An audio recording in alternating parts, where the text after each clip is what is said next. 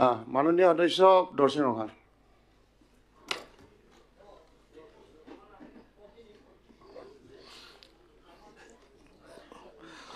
সন্মানীয় উপাধ্যক্ষ মহোদয় and the August House.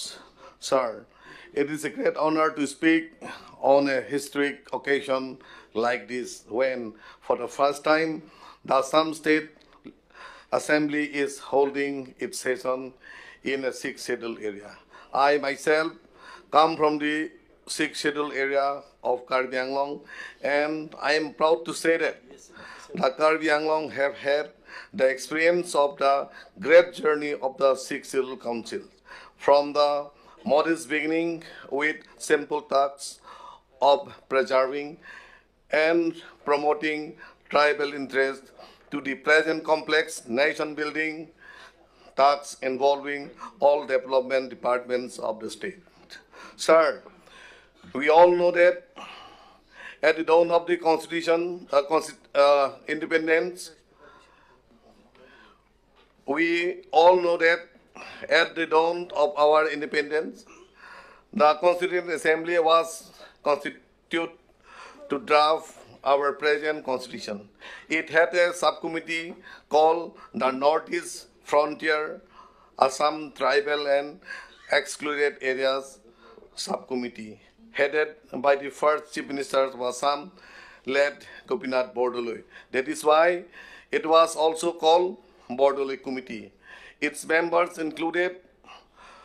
luminaries from the Northeast like Reverend J.J.M. Nicholas Roy Khasi, Rupnath Brahmo Bodo, and Eliba M.T. Naga. Khor Singh Terang and Samson Singh Ingti were also co-opted members of the committee. This committee had come to meet the Kar people at Lamding on the 18th May 1947 to ask them what the Karbi wanted.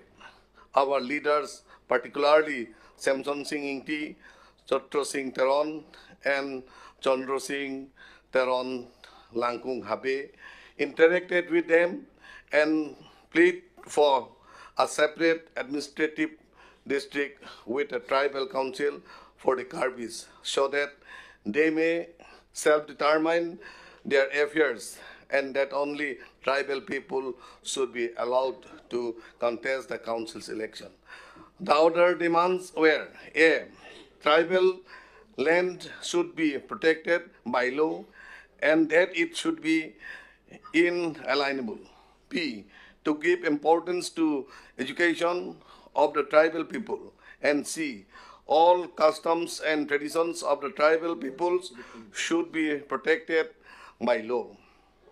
That was the beginning of the sixth schedule concept in Karbi Anglong, and the Bordoloi Committee had drafted the sixth schedule with similar provisions for all the hill tribal people. Sixth schedule was designed to be our safety net while being a part of the great nation of India. That this provision will ensure the safety and security of the tribal people as far as their land, forest, language, culture, and traditions are concerned. These are the core subjects over which the six scheduled tribal councils have full power, and the laws passed by the State Assembly and the Parliament on this subject cannot supersede the laws passed by the tribal councils. But, sir, during the first 2 decades of the sixth scheduled regime, that is the 1950s and 1960s, it was discovered that the tribal people needed to develop a part and in equal pace with the rest of the people of the state and the country. The sixth scheduled council could not deliver that because it had limited financial resource and could not be in sync with the line departments, which are the organs for development purpose and are controlled by the state government. The leaders of the Plains district, which were at the helms of the government, had their own priority, and the hills tribals peoples felt neglected since six schedules could not resolve development issues without the administrative powers of the state. They failed. Separation was the only solution, and so to ensure self-determination of the hill tribal people on matters of development. Meghalaya and Mizoram were carved out from Assam. In 1969, the parliament also offered us the option to separate from Assam along with Meghalaya and Mizoram, but that would have made separations of the not only the entire hills area, but also the Barak Valley. The state leadership felt that it was necessary to prevent further disintegrations of the state. So a meeting was held with the hill leaders of the hills leaders on 3rd February 1970 at Haflong, where it was decided that the Sixth Scheduled Council would also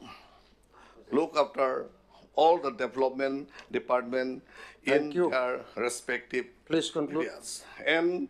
the necessary fund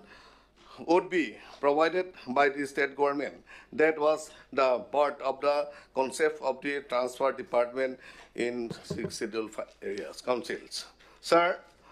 the you can lay down territorial if it is integrity written. Assam with the Barak Valley was served on the Garbi, Dimasa, and leaders were the heroes. Sir, the concept of the transferred department in the Sixth Schedule Council is also not an easy option. This system demands a complex coordination strategy in program implementation, delivery of the service, and release of the necessary fund. It required a lot of patience and goodwill on the part of the state leadership, which our Honorable Chief Minister Dr. Himanta Biswa Sarma is demonstrating. With other chief ministers, it may not be the same. That is why the hill area have been facing political unrest during the past 30 years. Under the leadership of our Honorable Chief Minister and after signing of several accords, peace had returned in the hills. So it is now time to plug the lacune in the working of the Sixth Schedule so that not scope in is open for further unrest in the hills. Sir, the first issue is to uphold the legislative competence of the Sixth Schedule Council. In the past, when the hill people lack education, it might have been necessary for the state government to monitor the legislative process of the council. But today, the hill peoples are no less educated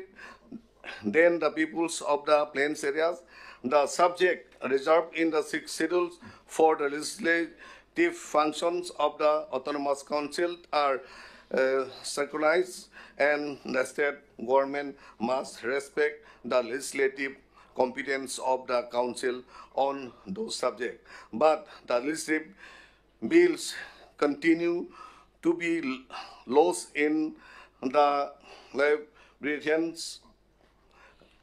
corridors of the Secretariat, unduly delaying the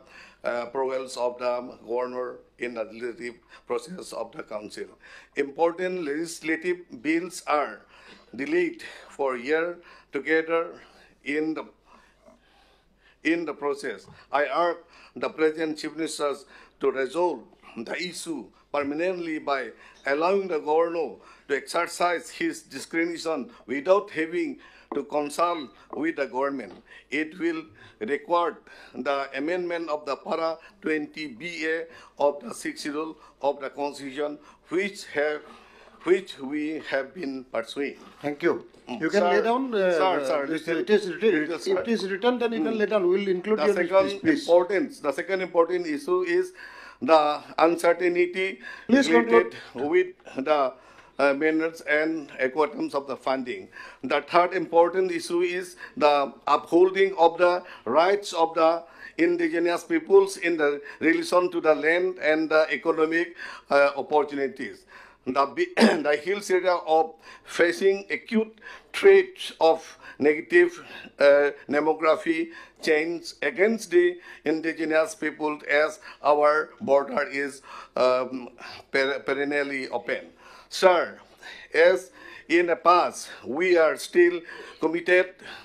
to the preservation of the territorial integrity of Assam, which will permanently happen if and when the Sixth Schedule Council is upgraded to Article 244A of the Constitution of India. This measure will ensure solution to the issues presently considered unresolvable under the Sixth Schedule without hampering the territorial integrity of the state, namely the legislative competence of the council without state interference, equitable allocations of funds between the state and the council areas apart with other tribal areas of the Northeast, and the preservation of the indigenous rights. Thank you. Line Honorable with the member, Article you lay down 25, your 26, speech. 27 Will include of the your United inter-speech. Nations, Next Declarations member, of Honorable the Member Rights of the Nandita Indigenous Garusa. People, which was Please conclude. adopted on 37. Thank you, sir. You can lay down or entire Okay. your speech will include in. বিদ্যা Singh England ডাঙৰীয়া সময় 5 minute আপোনাৰ chairman ডাঙৰীয়া আজি সঁচাকৈ বৰ আনন্দিত কিয় দিছ ইজ দ্য ফাৰ্ষ্ট টাইম যে নিজৰ এছেম্বলি স্থায়ী জেগাৰ পৰা অসমৰ বেলেগ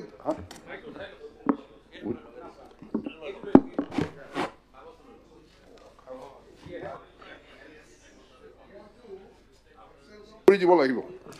যাই নহওক চেয়াৰমেন ডাঙৰীয়া আমাৰ চিফ মিনিষ্টাৰ দূৰদৰ্শিতাৰ ফলত আৰু আমাৰ স্পীকাৰ দূৰদৰ্শিতাৰ ফলত আজি BTAD tribal area first outside মানে কি কয় ধন্যবাদ দিব লাগিব আৰু বিশেষকৈ আমাৰ ছিক্স চিডিউলৰ কথা ছিক্স চিডিউলটো হিলছতহে মানে কি কয় ছিক্স চিডিউলটো এই হিলছ এৰিয়াটোহে অসমৰ হিলছ এৰিয়াটোহে ছিক্স চিডিউল কৰা হৈছে প্ৰথমতে এতিয়া বাৰু বিটিএডি হৈছে কিন্তু পাছত কিয় আনড্ৰেছ হৈ কাৰ্বি আংলং আৰু এনচিলছ পিপল কথাটো হৈছে the then chief minister and the then government সেই সময়ত কৈছে তহঁতে নাযাবি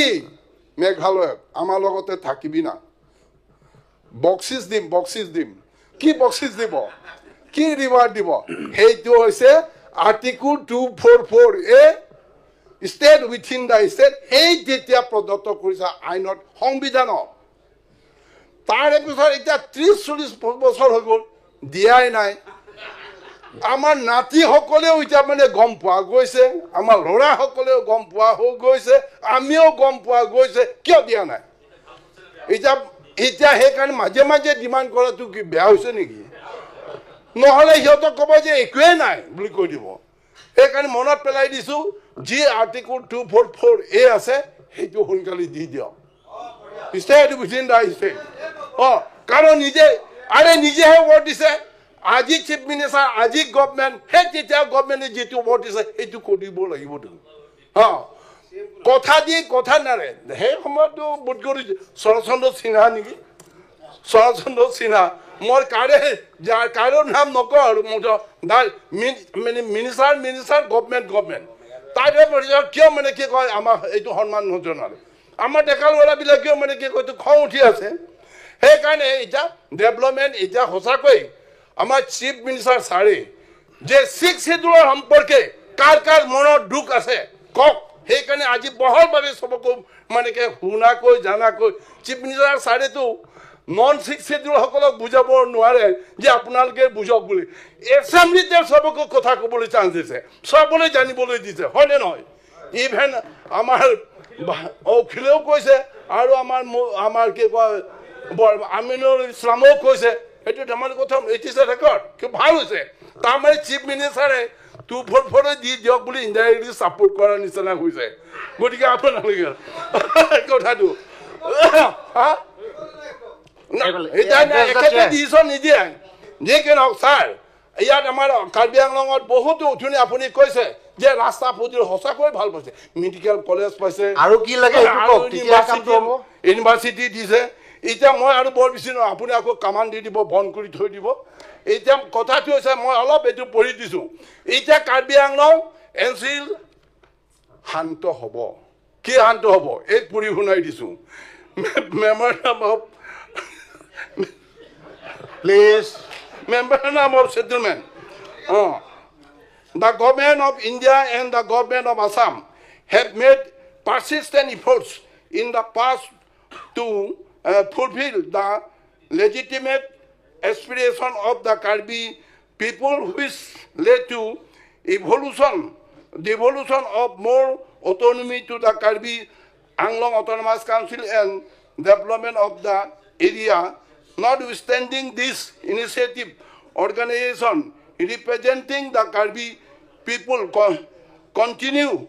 the demand for creation of an autonomous state under Article 244A of the Constitution in an effort to find a comprehensive and final solution to the issue. Several rounds of tripartite discussion were recently held with the leaders of Karbi Anglong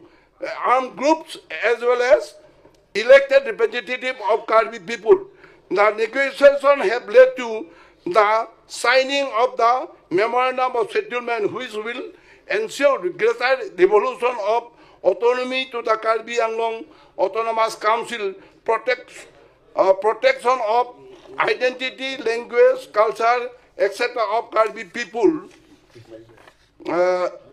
rehabilitation of cadre of the armed groups and focus development of the council area without affecting the territorial and administrative integrity of the Assam. The signatory armed groups have agreed. The signatory groups have agreed to absorb violence and join the peaceful democratic process as established by law of the land. First, the Committee of the Legislative Assembly of Assam, as envisaged under Article 371B of the Constitution, will be constituted immediately. The government of India make expedite passage of the Constitution 125 Amendment Bill 2019, which proposes to rename the council as Karbi Anglong Autonomous Territorial Council and increase the number of members to not more than 50, of whom 6 members, including at least 2 men members, will be nominated by the governor, and the rest of the members will be elected of the adolescents. 3. The government of India and the government of Assam will take necessary steps to reserve 34 seats for ST and 10 seats under open category for the community out of 44 elected seats in KAC. আপুনি লে কৰি দিব পাৰিব এইটো কৰি থাকক মাত্ৰ এটা এক মিনিট the constitution 125 সবে নুবুজো আমিয়ে পাম আৰু সেইকাৰণে শুনো the constitution 125 amendment bill 2019 proposes to transfer the further subject KAC amending 125 টো পাৰ্লিয়ামেণ্টত এমেণ্ডমেণ্ট হ'ব এইটো সেইকাৰণে সেইটো সবে সাপোৰ্ট দিব লাগে বুলি এইটো আমি উত্থাপন কৰিছো নম্বৰ আৰু এটাটো হৈছে the government of Assam shall set up a committee to study the demand for notifying Karbi language as an associate language in the state. The committee will also recommend measures to further. Etu bhalo bon. Aru eta hoise the government of Assam shall set up a Karbi welfare council focus development of Karbi people living outside KAC. আৰু মই lay down কৰিছো এইবিলাক আপুনি পাছ কৰি দিয়ক এতিয়া thank U হাত চাপৰি দিয়ক থ্যাংক ইউ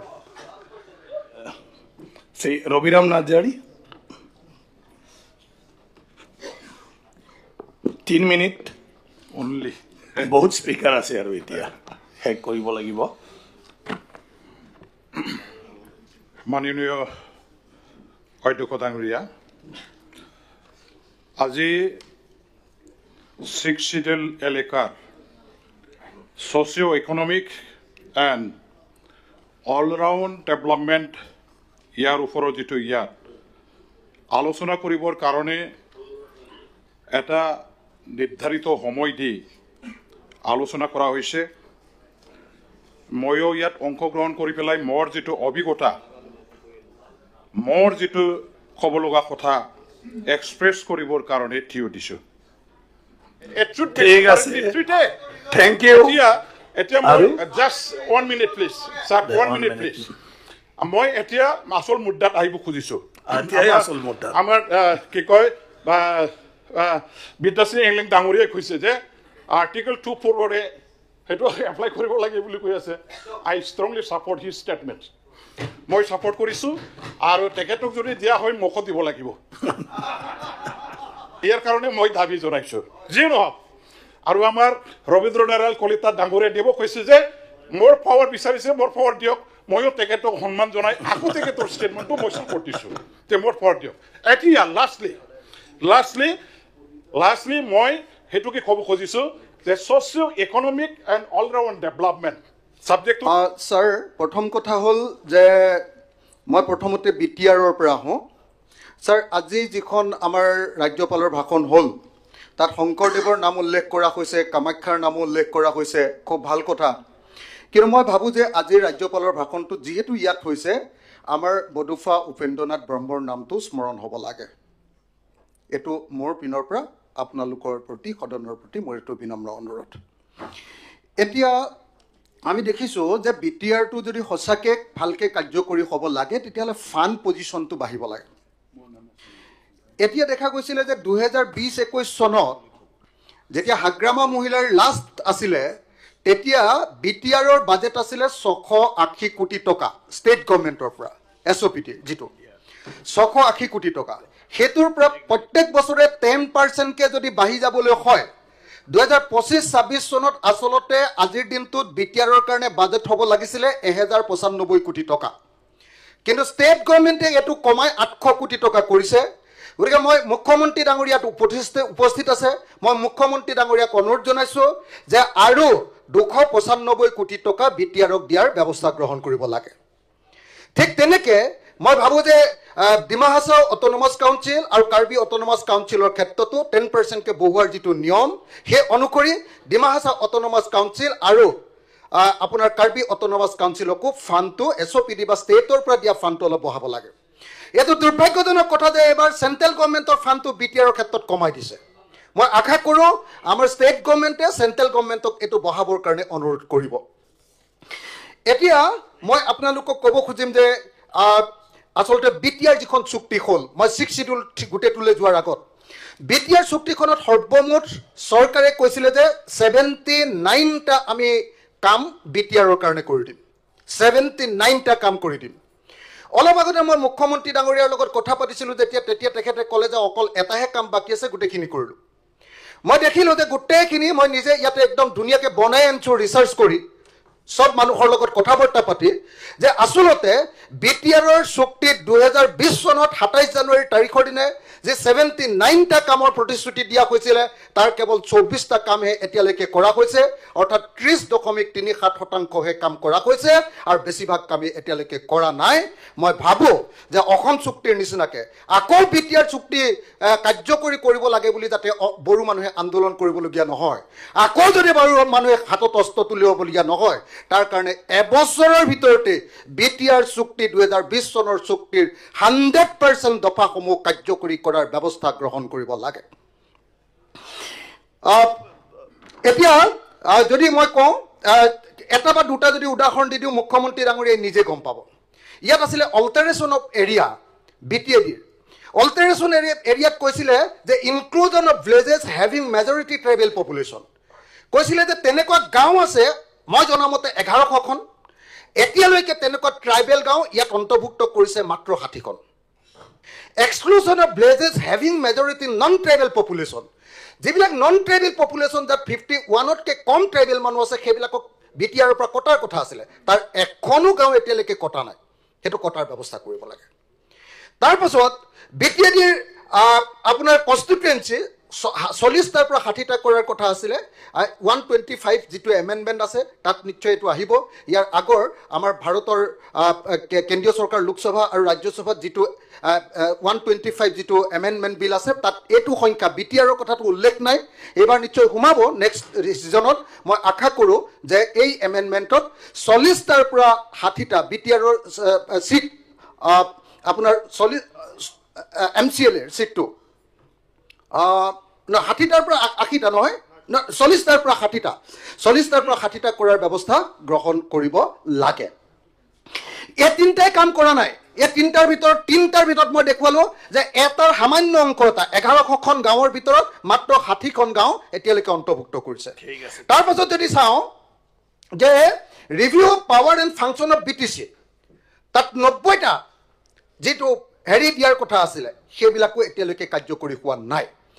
আনহাতে ভাৰতৰ সংবিধানত মানে কি হ'ল এতিয়া কি আটাইতকৈ ডাঙৰ প্ৰব্লেমটো হ'ল BTR বা যিকোনো 6 শিডিউল এৰিয়া কাৰ্বি আংলঙে হওক বা ডিমা হাছাওৰ আটাইতকৈ ডাঙৰ প্ৰব্লেমটো হ'ল যে যিটো পইচা আহে কেন্দ্ৰীয় চৰকাৰৰ পৰা অহা পইচাটো আকৌ ৰাজ্য চৰকাৰলৈ আহে ৰাজ্য চৰকাৰে কেইদিনমান তাতে উমনি দিয়ে তাৰপিছত আকৌ বহুদিনৰ মূৰতে আমাৰ BTRলৈ পঠিয়াই দিয়ে বা কাৰ্বি আংলঙলৈ পঠিয়াই দিয়ে সেইটো ডাইৰেক্টলি দিবৰ কাৰণে 125ত যিটো সংশোধনী আনিব খোজা হৈছে সেই সংশোধনীটো বিসংগতিপূৰ্ণ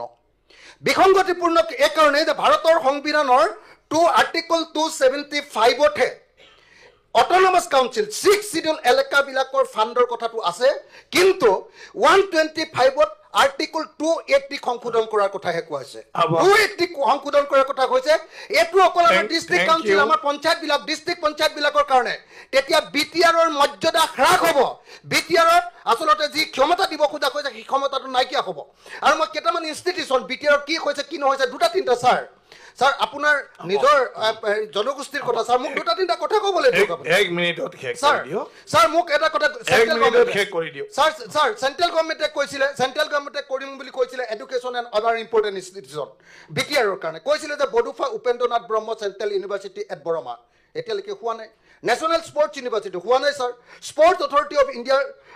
আপোনাৰ চেণ্টাৰ ওদালগুৰি বাক্সা আৰু চিৰাং কেৱল ওদালগুৰিটো হৈছে ছাৰ তাৰ বাহিৰে বাকীকেইটা হোৱা নাই sir institute of livelihood management Tangla সেইটো হোৱা নাই sir north east regional institute of medical science at Rowmari এইটো হোৱা নাই ছাৰ যদি মই এটাকে hotel and tourism management institute এটাকে যদি ছাৰ কৈ দিওঁ তেতিয়াহ'লে দেখিবলৈ পাব যে বেছিভাগেই অথচ মুখ্যমন্ত্ৰীয়ে ভাবি আছে যে মই যিমানকেইটা কাম কৰিম বুলি কৈছিলোঁ চুক্তিত যিমান কথা আছে তাৰ এটাহে বাকী আছে বুলি তেখেতে মনে মনে ভাবি আছে আজি অলপ আগতে মই কথা পাতোঁতে এইটো কৈছোঁ গতিকে ছাৰ BTR চুক্তি 100% ছাৰ কাৰ্যকৰী হ'ব লাগিব নহ'লে আকৌ ইয়াত কিন্তু অস্ত্ৰৰ জনজননী হ'ব ছাৰ সেইটো আমি নিবিচাৰোঁ ছাৰ সেইকাৰণে 100% ছাৰ 100% ছাৰ ইয়াত না তাৰ কাৰণে আলোচনা কৰিছে আপোনাৰ সাজেশন সেইকাৰণে 100% আপোনাৰ সাজেশনটো দিয়ক কৰিব লাগে স্যাৰ অসমত পুৰা অশান্তি কৰিব বিচাৰিছে আপোনাৰ সাজেশন স্থাপিত কৰিলে থ্যাংক ইউ এক্সপান্ড কৰা মাননীয় অধ্যক্ষ মহোদয় অনাৰেবল অখিল গগৈয়ে মই তেখেতক অনুৰোধ কৰিম যে ইয়াত এটা খুব ভাল পৰিৱেশত আমি মিলনৰ এটা ভূমি পাতিছোঁ আপোনাৰ ভাষণে যাতে কালি ইয়াত অস্ত্ৰ জঞ্জনি নুতুলে আমি ইয়াত প্ৰভোগ কৰিব অহা নাই ইয়াত আমি চেলিব্ৰেট কৰিব আহিছোঁ গতিকে এই কথাখিনি আপুনি গুৱাহাটীতো ক'ব পাৰিব কিন্তু মই ক'ব দিম কিন্তু অধ্যক্ষক অনুৰোধ কৰিম ইয়াত কাইণ্ডলি এনেকুৱা হ'ব নালাগে যে আপোনাৰ ভাষণটোৰ কাৰণে অহাকালিৰ পৰা নতুন আন্দোলন এটা আৰম্ভ নহওক নকৰিব কিহৰ কাৰণে আমি ইয়াত উইথ চেন্স অফ ৰেছপনচিবিলিটি আহিছোঁ অসমৰ মানুহৰ আশা আকাংক্ষাৰ ইয়াত প্ৰতীক লৈ আহিছোঁ সেইকাৰণে let us talk positive things today critical things আমি গুৱাহাটীত গৈ পাতিব পাৰিম আজি ইয়াত যিসকল মানুহে আশা আৰু আকাংক্ষা লৈ বহি আছে তেওঁলোকে যদি কালি শুনি পাই একোৱেই হোৱা নাই একৰ্ডখন মানুহখিনি অহাকালিৰ পৰা আন্দোলন হৈ যাব হোৱা নাই এই কথাটো কোকৰাঝাৰত নকৈ মই কি হৈছে কি হোৱা নাই আপোনাক মই উত্তৰত ক'ম কিন্তু আপুনি যিখিনি পজিটিভ আছে কওক আজি নেগেটিভখিনি আমি গুৱাহাটীত গৈ পাতিব পাৰিম মই দুটা তিনিটা পজিটিভ কথা ক'বলগীয়া আছে আৰু দ্বিতীয়তে কথাটো হ'ল যে আমাৰ অধিৱেশনখন ইয়াতে যদি আমাৰ যি ব্যৱস্থা আছে এটা সীমিত সময়ৰ ব্যৱস্থা আছে ময়ো 10 মিনিট সময় ল'ম গতিকে আপোনাক বিটিচিৰ আৰু মাত্ৰ দুটা আমাৰ পাৰ্টিৰ ফালৰ পৰা আমি 10 মিনিট সময় অখিল গগৈ ডাঙৰীয়াক এৰি দিম গুৱাহাটীত তেওঁ বিটিআৰ চুক্তিৰ ওপৰত দীঘলীয়াকৈ ক'ব পাৰিব ঠিক আছে থ্যাংক ইউ এতিয়া মই কৈ দিব আপুনি অধ্যক্ষ ডাঙৰীয়া মই শেষ কৰি ল'ব দিয়ক শেষ কৰি ল'ব দিয়ক ছাৰ শেষ কৰি ল'ব দিয়ক ছাৰ হ'ব ঠিক ঠিক আছে এটা এক্সপান্ড কৰিব হ'ব ঠিক আছে হ'ব এইটো এক্সপান্ড কৰিম হয় এতিয়া আসলতে আমি আসলতে এতিয়া 6 শিডিউল সম্পৰ্কে আলোচনা কৰোতে এটো জনা দৰকাৰ যে 6 শিডিউল কি 6 শিডিউল হ'ল মিনি কনস্টিটিউশন স্যার 6 শিডিউল হ'ল মিনি কনস্টিটিউশন ইয়াত এখন কিতাপত ছাৰ এখন কিতাপে 6 শিডিউলৰ ওপৰত আটাইতকৈ ভাল কিতাপ ছাৰ জাষ্টিস BL খানচাৰিয়াই কৈছে সুপ্ৰিম কোৰ্টৰ চিফ জাষ্টিস তেখেতে কৈছে 6 শিডিউল হ'ল মিনি কনস্টিটিউশন আৰু চিফ জাষ্টিস হিদায়তুল্লাহ কৈছে যে চিফ শিডিউল হ'ল কনস্টিটিউশন উইদিন কনস্টিটিউশন আমি এই সেন্সটো বুজি পোৱা দৰকাৰ যে ভাৰতৰ সংবিধানে যেনেকৈ 370 অনুচ্ছেদ দিছিলে তাতকৈ গুৰুত্বপূৰ্ণ আমাক অনুচ্ছেদ দিছে 6 শিডিউল গতিকে এই 6 শিডিউল আমাৰ ষ্টেট উইদিন ষ্টেট আৰু সেইকাৰণে বিয়ণ্ড 6 শিডিউলৰ কথাটো যে মনোৰঞ্জন তালুকদাৰ ডাঙৰীয়া কৈছে যদি বিয়ণ্ড 6 শিডিউলৰ কথা ক'ব লাগে এতিয়া হ'লে আমাৰ কাৰ্বি আংলং উত্তৰ কাছাৰ আৰু বিটিআদিক আমি ভাৰতৰ সংবিধানৰ 244 এৰ অধীনত আমি 244 এৰ অধীনত ছাৰ আমাৰ প্ৰকৃত যিটো স্বায়ত্ত শাসন সেই স্বায়ত্ত শাসন ষ্টেট উইদিন ষ্টেটৰ ব্যৱস্থা কৰিব লাগিব ছাৰ ঠিক আছে এইটো হ'ল যদি সঁচাকে বহু সমস্যাৰ স্থায়ী সমাধান লাগে তেতিয়াহ'লে মই এটা বাক্য ছাৰ ক'ব পাৰোঁনে এটা বাক্য কওক 1967 চনত ইন্দিৰা গান্ধীয়ে তেতিয়াই ভাৰতক ফেডাৰেল ভিত্তিত পুনৰ্গঠন কৰিবৰ কাৰণে আৰু পাহাৰীয়া অঞ্চলবিলাকত অসমৰ প্লেইনছ এৰিয়া নিচিনাকে সমান মন্ত্ৰীসভা তৈয়াৰ কৰিবৰ কাৰণে সিদ্ধান্ত লৈছিলে আসলতে যদি এই জাতি সমস্যাৰ সমাধান কৰিব লাগে তেতিয়াহ'লে বিটিআৰ কাৰ্বি আংলং আৰু ডিমা হাছাওটো আমাৰ দিছপুৰৰ নিচিনা একেই মন্ত্ৰীসভা গঠন একে ক্ষমতাৰ মন্ত্ৰীসভা গঠন কৰাটোতে একমাত্ৰ সমাধান লুকাই আছে ছাৰ এই দিশটোলৈ আমি আগবাঢ়ি যাব লাগিব আৰু তেওঁলোকক প্ৰকৃত অৰ্থত ষ্টেট উইদিন ষ্টেট ছাৰ এইটো দিয়াৰ ব্যৱস্থা গ্ৰহণ কৰিব লাগিব বা কনষ্টিটিউশ্যন উইদিন কনষ্টিটিউশ্যন দিয়াৰ ব্যৱস্থা অধ্যক্ষ মহোদয় ইয়াৰ আগতেও অসমখন বহুকেইটা ভাগ হৈছে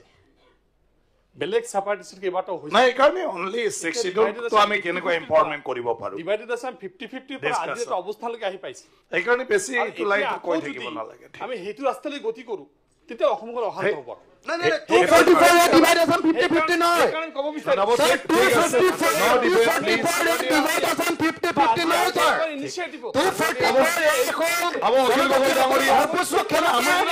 অসমৰ ভিতৰতে ক্ষমতা ছাৰ আমি লৈ লওঁ অসমৰ ভিতৰতে ক্ষমতা ছাৰ জনজাতিসকলৰ এই অধিকাৰ আমি কোনেও খৰ্ব কৰিব নোৱাৰো জনজাতিসকলৰ এই ক্ষমতা আমি কোনেও খৰ্ব কৰিব নোৱাৰো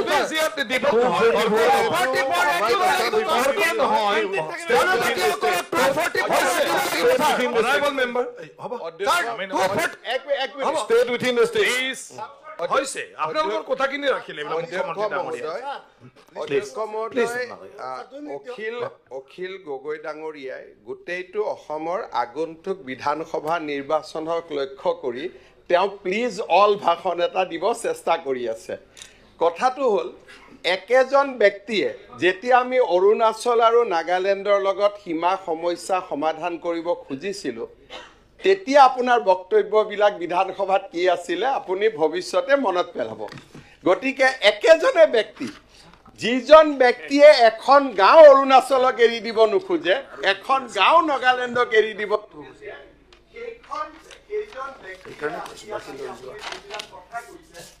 কথাবিলাক আচলতে কিমান প্ৰাসংগিক সেইটো ইলেকশ্যন বাদ দিলে গম পোৱা যাব গতিকে আপুনি ইলেকশ্যনৰ কাৰণে কৰি আছে আমি সমাজ নিৰ্মাণৰ কাৰণে কৰি আছো মাননীয় অধ্যক্ষ মহোদয় দুই এটা কথা ইন্দিৰা গান্ধী ডাঙৰীয়ানীয়ে যেতিয়া ফেডাৰেল ষ্টেটৰ কথা কৈছিলে তেতিয়া তেওঁ বিচাৰিছিল যে উত্তৰ পূবখন দ্বিখণ্ডিত হ'ব নালাগে that proposal was prior to the creation of Meghalaya যেতিয়া মেঘালয়ৰ মানুহে ক'লে যে আমি ফেডাৰেল ষ্টেট নামানো আমাক নতুন ৰাজ্যই লাগিব তেতিয়া ইন্দিৰা গান্ধীয়ে সেই যেটো প্ৰস্তাৱ আছিল তাক তেওঁ সামৰণি মাৰি নাগালেণ্ড মেঘালয় এই গোটেই ৰাজ্যবোৰ ভগাই দি ইছুটো সীমানতে সামৰণি পৰি গ'ল তাক আৰু যে সেই কথাটো যদি আজিৰ পৰা 72 চনৰ আগতে আমিবিলাক যদি থাকিলোহেঁতেন আমি হয়তো নাগালেণ্ড মেঘালয় অৰুণাচলক ক'লোহেঁতেন আপোনালোকে ছেপাৰেট ষ্টেট নল'ব ইন্দিৰা গান্ধীয়ে ডাঙৰীয়ানীয়ে কৰি দিয়াৰ দৰে ফেডাৰেল ব্যৱস্থাটো কৰক সেই পৰ্যায়টো পাৰ হৈ গ'ল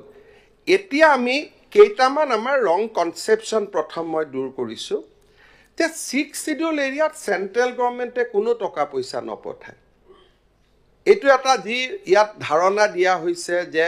দিল্লীৰ পৰা টকা আহে টকাটো ৰাজ্য চৰকাৰে ধৰি ৰাখে 6 শিডিউল এৰিয়াক সম্পূৰ্ণ পুঁজি যোগান ধৰাৰ দায়িত্ব হ'ল ৰাজ্য চৰকাৰৰ ইয়াত central government doesn't give a single rupees গতিকে এই কথাটো আমাৰ মানুহৰ মাজত কিছুমান ভুল ধাৰণা যে দিল্লীয়ে টকা দিয়ে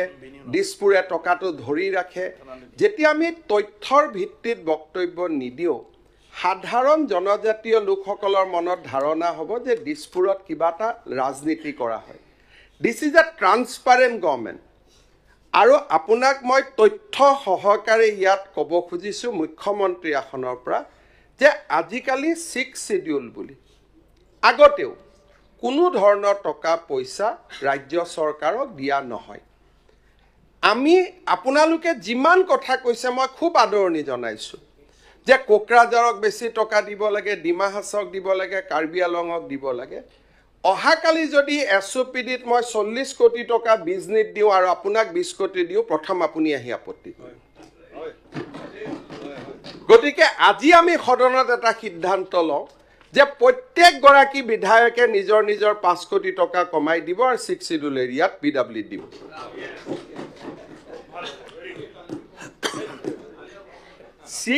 ৰাজনীতি কৰা টান সহজ কিন্তু জনজাতীয় লোকক মনেদি ভাল পোৱা আৰু সাহসেদি কাম কৰা এটা বেলেগ সব কথা আপুনি ক'ব পাৰে কিন্তু যেতিয়া নিজৰ গাত টুকৰটো পৰিব তেতিয়া তাক সহ্য কৰিব পাৰাৰ ক্ষমতা আমাৰ আছে না এইটো চাব লাগিব এইটো বিধানসভাৰ বাজেট বিধানসভাই ঠিক কৰি দিয়ক অজন্তা নেওক ডাঙৰীয়ানীৰ হাতত ডিষ্ট্ৰিবিউটিভ দৰমাহা দিয়াৰ পিছত 25,000 টকা আছে কিমান টকা 6 শিডিউলক দিব লাগে আপোনালোকে ঠিক কৰি দিয়ক কোনো আপত্তি নাই ইয়াতে বক্তব্য ৰাখি পেলাই মানুহক ইনসাইট কৰি পেলাই তাৰ পৰা কোনো লাভ নাপাও তাৰ পৰা যিখন বৰ অসমৰ আমি কল্পনা কৰিছো সেই বৰ অসমৰ কল্পনা স্তিমিত হয় আজি আপুনি বডোফা উপেন্দ্ৰনাথ ব্ৰহ্মৰ কথা আনিছে প্ৰথম মই গাড়ীৰ পৰা নামিয়ে গৈ বডোফা উপেন্দ্ৰনাথ ব্ৰহ্মক প্ৰণাম কৰিছো আপুনি কৰিছেনে নাই মই গম নাপাওঁ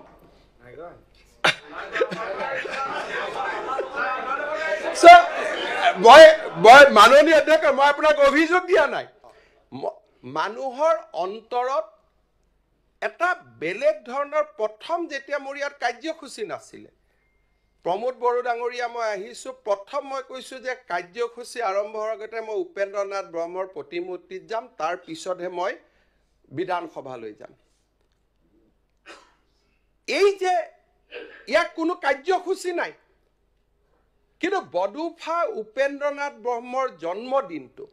সমগ্ৰ অসমতে আজি আমি অসম চৰকাৰে ছাত্ৰ দিৱস হিচাপে পালন কৰাৰ সিদ্ধান্ত লৈছোঁ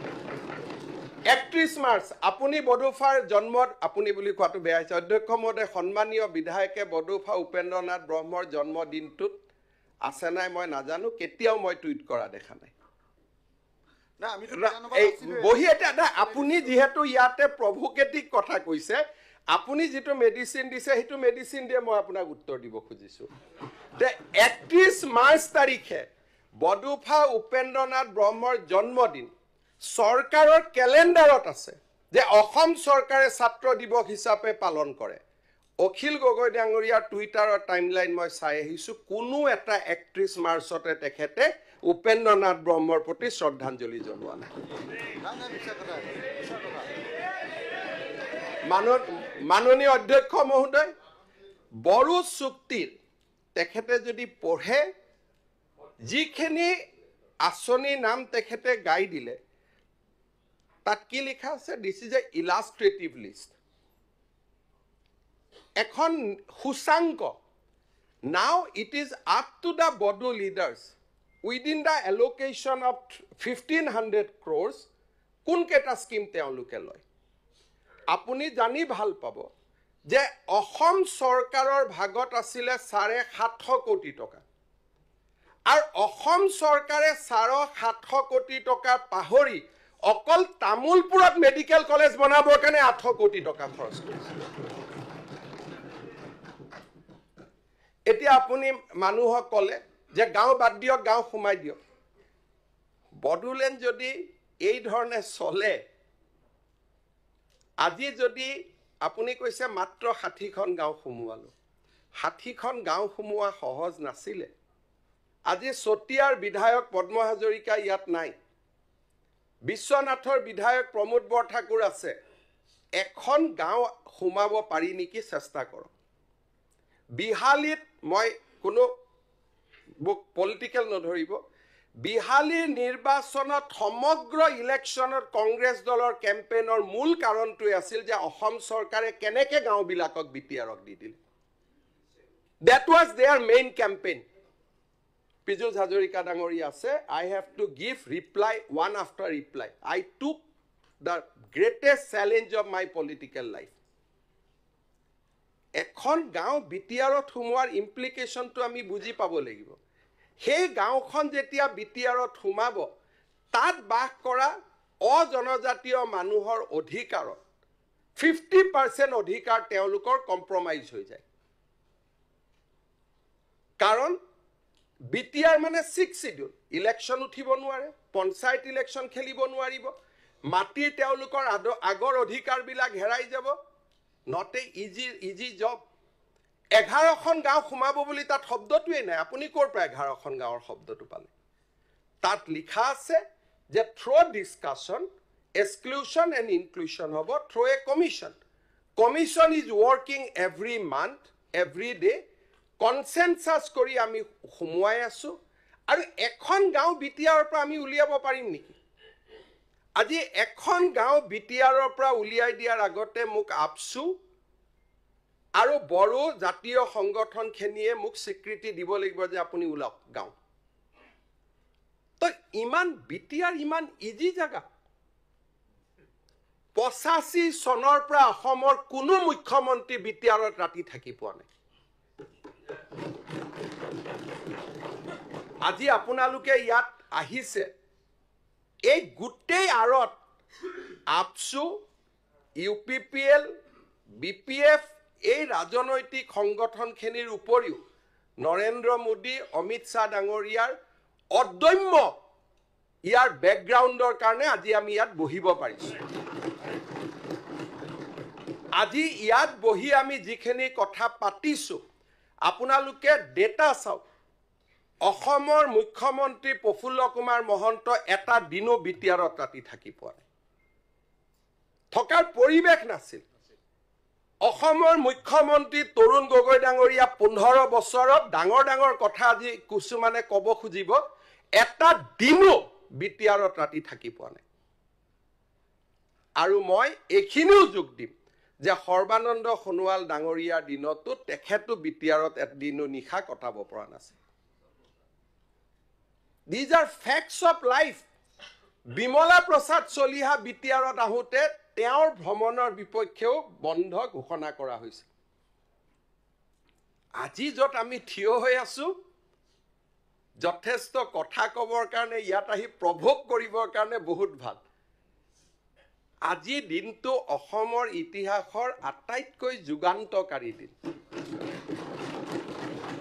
We are not realizing the impact. বিধানসভাখন ইয়াত আনি পেলাই আমি আৰু অলপ প্ৰভোগ কৰি থৈ যাওঁ সেইকাৰণে আমি ইয়াত অহা নাই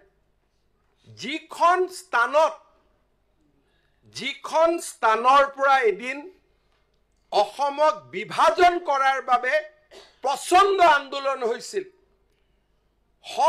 হাজাৰ মানুহে প্ৰাণ বলিদান দিছিল সেই স্থানত আজি অসমৰ একতাৰ প্ৰতীক অসম বিধানসভা ইয়াত আহি মিলিত হৈছে Today is the truly a historical day আৰু এই কামখিনি কৰিবৰ কাৰণে বড়ো নেতৃত্বই কিমান ৰাইজক বুজাবলগীয়া হৈছে কিমান কম্প্ৰমাইজ কৰিবলগীয়া হৈছে আজি আপসু বড়ো সাহিত্য সভা NDFB UPPL BPL এই সমস্ত পলিটিক্যাল ক্লাছটোক আমি যিমান শুভেচ্ছা নিদিও যিমান ধন্যবাদ নিদিও তাতকৈ কম বুলি ক'লেও ভুল কৰা নহয় ইয়াত আহি বহি অসম বিধানসভা কোকৰাঝাৰৰ বিটিআৰ ভৱনত আহি অসম বিধানসভা কৰা it was not a easy issue কোনেও কৰিব পৰা নাই কোনো অসমৰ মুখ্যমন্ত্ৰীয়ে বড়োলেণ্ডত এখন ৰাজনৈতিক সভা কৰি পোৱা নাই কোকৰাঝাৰত কোনেও পোৱা নাই ৰোড শ্ব' কৰি পোৱা নাই অসমৰ কোনো মুখ্যমন্ত্ৰীয়ে ইয়াৰ কলেজৰ বিদায় সভা নৱগাত সভা এখনতো আহি পোৱা নাই শিক্ষামন্ত্ৰীও কোনো আহি পোৱা নাই সাইকোলজিক্যালি এই মানুহখিনি আমাৰ পৰা আঁতৰি গৈ আছিল তেওঁলোকেও জানে ৰাজ্য এখন কোনে বিচাৰে কোনে নিবিচাৰে তাৰ আগত আৰ্থিক অৱস্থা লুকাই থাকে যেতিয়া এখন ৰাজ্য নিৰ্মাণ হ'ব ৰাজ্য চলাবৰ কাৰণে ৰাজ্যৰ মানুহৰ পৰাই GST কালেক্ট কৰিব লাগিব ৰাজ্যৰ মানুহৰ পৰাই টেক্স কালেক্ট কৰিব লাগিব সো ৰাজ্য এখন কিমান ফিজিবল হি কিমান আৰ্থিকভাৱে হি কিমান কৰিব পাৰি এই গোটেইখিনি কথা প্ৰথমতে BPF পিছত UPPL লগত বড়ো সাহিত্য বা আপসু they have come to a reasonable conclusion যে আমাক আত্মনিয়ন্ত্ৰণৰ অধিকাৰ লাগে আমাক সুকীয়া ৰাজ্য নালাগে এই কথাখিনি কৰিবৰ কাৰণে এই মানুহখিনিয়ে the Bodo leadership irrespective of political party ইয়াত মই মোৰ সহযোগী UPPL কংগ্ৰেছৰ লগত BPF আছে মই পলিটিক্যাল হ'ব খোজা নাই এই গোটেই 360 ডিগ্ৰী ঘূৰিবৰ কাৰণে আজিৰ প্ৰজন্মৰ বড়ো নেতৃত্বই যিমান ত্যাগ আৰু কষ্ট কৰিছে তাক আমি ভূয়সী প্ৰশংসা কৰাৰ সময় ইয়াত প্ৰভোগ কৰাৰ সময় নহয় ইয়াত আহি প্ৰমোদ বড়োক এক্সপ'জ কৰাৰ সময় নহয় যে আপুনি একতখন একো কৰিব পৰা নাই ইয়াত আজিৰ দিনটোত আমি বড়ো নেতৃত্বক সন্মান জনোৱাৰ সময় বড়োফা উপেন্দ্ৰনাথ ব্ৰহ্মক কৃতজ্ঞতা জনোৱাৰ সময় যে আজি আপোনালোকে আমাক এইখিনি সুবিধা কৰি দিলে যে অসম বিধানসভা আহি কোকৰাঝাৰত আজি বহি আমি অসমৰ একতাৰ কথা আজি আমি ইয়াত ক'ব পৰা পৰিৱেশত ইলেকশ্যন আহিব ইলেকশ্যন যাব আমাৰ বিৰোধী পক্ষত থাকিলে ইউজুৱেলি আমি ইস্যুজ বিচাৰো যে কোন ইস্যুত চৰকাৰক আমি টেক কৰিব পাৰো কিন্তু আপুনি যিয়ে নকক কিয় 10 জনে যিয়ে নকক কিয় অসমৰ এটলিষ্ট 40টা বছৰৰ ময়ে এজন অসমৰ মুখ্যমন্ত্ৰী য'ত 8টা দিন BTADত মই ৰাতি নিশা আছো BTADত মই মুক্তভাৱে ঘূৰো মুক্তভাৱে ৰেলী কৰোঁ ৰাজনৈতিক সভা কৰোঁ কলেজত যাওঁ ইউনিভাৰ্চিটিত যাওঁ আজি যোৱা কেইটামান বছৰত আমি সেই পৰিৱেশ নিৰ্মাণ কৰিছোঁ আজি BTADত অসম বিধানসভা হৈছে অসম বিধানসভা ক'ত হয় কাৰো প্ৰয়োজন নাই অসমৰ বাহিৰত জানিবৰ কাৰণে প্ৰধানমন্ত্ৰী নৰেন্দ্ৰ মোদী ডাঙৰীয়া আৰু গৃহমন্ত্ৰী অমিত শাহ ডাঙৰীয়াই শুভ বাৰ্তা পঠিয়াইছে because they realise the significance of today's sitting গতিকে আজিৰ সময়ছোৱা হৈছে যে কেনেকৈ আমি জনজাতীয়সকলৰ আত্মনিয়ন্ত্ৰণক সুদৃঢ় কৰিব পাৰোঁ জনজাতীয় অজনজাতীয়সকলৰ মাজত সমন্বয়ৰ এটা নতুন বান্ধোন সৃষ্টি কৰিব পাৰোঁ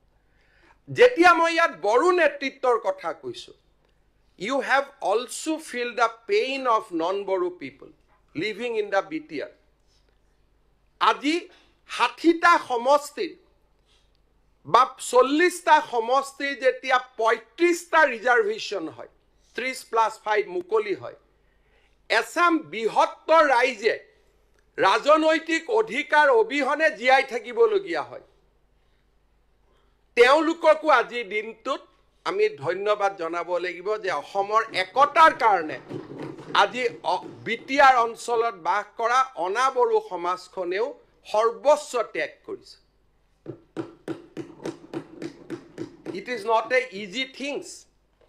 আজি BTRত অলপ আগতে ৰাতিপুৱা মোৰ তাত মানুহ আহিছিলে মাৰোৱাৰী মানুহ অলপ আহিছিল তাৰপিছত অসমীয়া মানুহ আজি নিকাশীৰ দৰে জাগাত অসমীয়া মানুহ অসমীয়া ভাষী মানুহ 52 বানপানী টুটি গৈছিলে 52 চনত তেওঁলোকে মাটিত বহি আছে আজিলৈকে মাটিৰ অধিকাৰ পোৱা নাই আৰু মই মুখ্যমন্ত্ৰী হিচাপে দিব নোৱাৰো দিনে ৰাতিয়ে কথা পাতি আছো কেনেকৈ ৰাস্তা উলিয়াব পৰা যায় BTR is a unique geographical area য'ত 30% বড়ো লোকেৰে 6 শিডিউল হৈছে আৰু 60% লোকে বড়ো সমাজৰ নেতৃত্বক মানি লৈছে at the risk of there different rights এই জায়গাটোত আমাৰ দায়িত্ব আছে বড়ো আৰু অনাবড়ো সমাজৰ মাজত আমি অসমৰ আজি দিনটোত অসমৰ আমি অভিভাৱক শব্দটো নকওঁ আমি অসমৰ আজি সেৱক অসমৰ মানুহে আমাৰ মুখলৈকে চাই আছে বড়ো আৰু নন বড়ো লোকৰ মাজত সমন্বয় সৃষ্টি কৰা দায়িত্ব আমাৰ It is not a easy 6 schedule. It is a very difficult 6 schedule. Karbi Anglong Dima Hasaut koi iar poribek bahut jotil asil. এই পৰিবেশৰ মাজত আজি আমি সমতা আৰু সমন্বয়ৰ আমি নতুন ইতিহাস ৰচনা কৰিবলৈ ইয়াত আহিছো আৰু আজি BTR নিৰ্মাণত বড়ো জনসাধাৰণ আৰু ইয়াৰ লগত BTR অঞ্চলত বাস কৰা অনাবড়ো জনসাধাৰণ দুইটাই বড়ো সমাজে নিজৰ ৰাজ্যৰ দাবী প্ৰত্যাহাৰ কৰিছে অনাবড়ো সমাজে নিজৰ ৰাজনৈতিক অধিকাৰক পিছপেলাই থৈ অসমৰ স্থায়ী শান্তিৰ বাবে সহবাস কৰাৰ সিদ্ধান্ত গ্ৰহণ কৰিছে This is a unique opportunity আৰু এই গোটেই পৰিবেশটো আমি প্ৰভোক নহয় আমি তেওঁলোকক সহায় কৰিব লাগিব সহযোগিতা কৰিব লাগিব বড়ো নেতৃত্বক শক্তিশালী কৰিব লাগিব অনাবড়ো নেতৃত্বক বড়ো নেতৃত্বৰ লগত আমি একেটা ৰুমত বহুৱাই তেওঁলোকৰ মাজত আমি এটা মিলনৰ হাকু নিৰ্মাণ কৰিব লাগিব We have a greater responsibility আমাৰ বহুত ডাঙৰ ৰেসপন্সিবিলিটি ইয়াত আছে আজি আপোনালোকে ইয়াতে কৈছে যে বডুফা উপেন্দ্ৰনাথ ব্ৰহ্মৰ কথা আমি কেইজন অসম বিধানসভাৰ বিধায়ক কেইজন মন্ত্ৰী দতমাত গৈ তেখেতৰ যি সমাধিস্থলী তাতে সেৱা কৰাৰ সুযোগ লৈছে কোনজন গৈছে আমাৰ দায়িত্ব তেওঁলোকৰ আবেগক আমি সন্মান জনাব লাগিব জনজাতীয় লোকক ৰাস্তা আৰু ঘাটতকৈ তেওঁলোকৰ সাংস্কৃতিক আৰু ঐতিহ্যৰ প্ৰতি তেওঁলোকৰ আটাইতকৈ বেছি চিন্তা ভাষাৰ প্ৰতি চিন্তা আপোনাক ছয়লেন ৰাস্তা তেওঁলোকক প্ৰয়োজন নাই হিলৰ ৰাস্তাত থাকিব কিন্তু বাগৰুম্বা জীয়াই থাকিব লাগিব বড়ো ভাষা জীয়াই থাকিব লাগিব These are very sensitive moment of our history. গতিকে মই সকলোকে ধন্যবাদ জনাম যে আজি আপোনালোক ইয়াত আহি উপস্থিত হৈছে যিকোনো কাম কৰিব যাওঁতে আজি ইয়াত অখিল গগৈ ডাঙৰীয়াই কৈছে যে 600 পৰা 800 কোটি টকা হৈছে আচলতে বাজেটটো তেনেকৈ নাচায় যদি আপুনি চাব যায় 800 কোটি টকা জেনেৰেল গ্ৰাণ্ট দিয়া হৈছে 250 কোটি টকা স্পেচিয়েল গ্ৰাণ্ট দিয়া হৈছে তাৰ উপৰিও জেনেৰেল এৰিয়াৰ পৰা 500 কোটি টকা ৰাস্তাতে অকল দিয়া হৈছে বিপিএফৰ দিনত যি পাইছিল কংগ্ৰেছে যি পাইছিল তাতকৈ কেইবা মাইলো আমি ক্ৰছ কৰিছো অকল এই বছৰতে 600 কোটি জায়গাত আপুনি কৈছে 1000 হ'ব লাগে এই বছৰত মোৰ যিমান দূৰ বিশ্বাস 1500 পৰা 1800 কোটি টকা তেখেতসকলক আমি দিছো ওয়াটাৰ ৰিসোৰ্সৰ পৰা 500 কোটি পিডব্লিউ ডিপাৰ্টমেন্টৰ পৰা 500 কোটি কোকৰাঝাৰত ষ্টেডিয়াম 150 কোটি কিমান কাম আমি কৰি আছো তাৰ কোনো হিসাব নাই কিন্তু এই কামখিনি কৰাৰ পিছতো মই কম যে আমি আৰু কৰিব লাগে উই শুড ডু মোৰ অলপ আগতে আমি পিডব্লিউডি ৰাস্তা আছিল অলপ আগতে মই প্ৰমোদ বড়ো ডাঙৰীয়া দুৰ্গাদাস বড়ো ডাঙৰীয়াক একেলগে লগ কৰিছো যে প্ৰমোদ বড়ো দুৰ্গাদাস বড়ো দুইজনকে মিলি মই 400 কোটি টকা দিম আপোনালোকে ঠিক ঠাক কৰি ৰাস্তাখিনি ভগাই লওক সব এইখন চৰকাৰ একেবাৰে নহলে আজি এই সভা আপুনি ইয়াত কৰিবই নোৱাৰে সকলোৰে মুখত সাফল্যৰ হাঁহি ইএম বিটিসি সিএম আপুনি কৈ আছে বড়োলেণ্ড একৰ্ড ইমপ্লিমেন্ট হোৱা নাই আপোনাৰ লগত প্ৰমোদ বড়ুৱে ভাত খাও থাকোতে আপোনাক বুজাই আছে যে আমাৰ কামবোৰ হৈ আছে আপুনি কৈছে হোৱা নাই তাৰমানে সকলোৰে মুখত সকলোৱে আজি বুজি পায় যে this is a sincere government they are trying to do whatever they can do but this is a sensitive area আপুনি কোৱাৰ দৰে উলিয়াই দিয়ক গাঁও সমুয়াই দিয়ক গাঁও তেনেকে হলে ইয়াতে সঁচাকৈ আপুনি কোৱাৰ দৰে অস্ত্ৰৰ জনজননী আৰম্ভ হ'ব বড়ো সমাজক মৰম লাগে সন্মান লাগে আজি আপুনি বিশ্বাস কৰিব আপুনি কৈছে যে কি কৰিছে কোকৰাঝাৰত বড়োলেণ্ড ইউনিভাৰ্চিটি আছিল আজি একেখন এই সৰু কোকৰাঝাৰতে মই আৰু এখন কোকৰাঝাৰ ইউনিভাৰ্চিটি কৰাৰ প্ৰস্তাৱ দিছো মাত্ৰ এই সৰু চহৰতে অসমত দুখন ইউনিভাৰ্চিটি হ'ব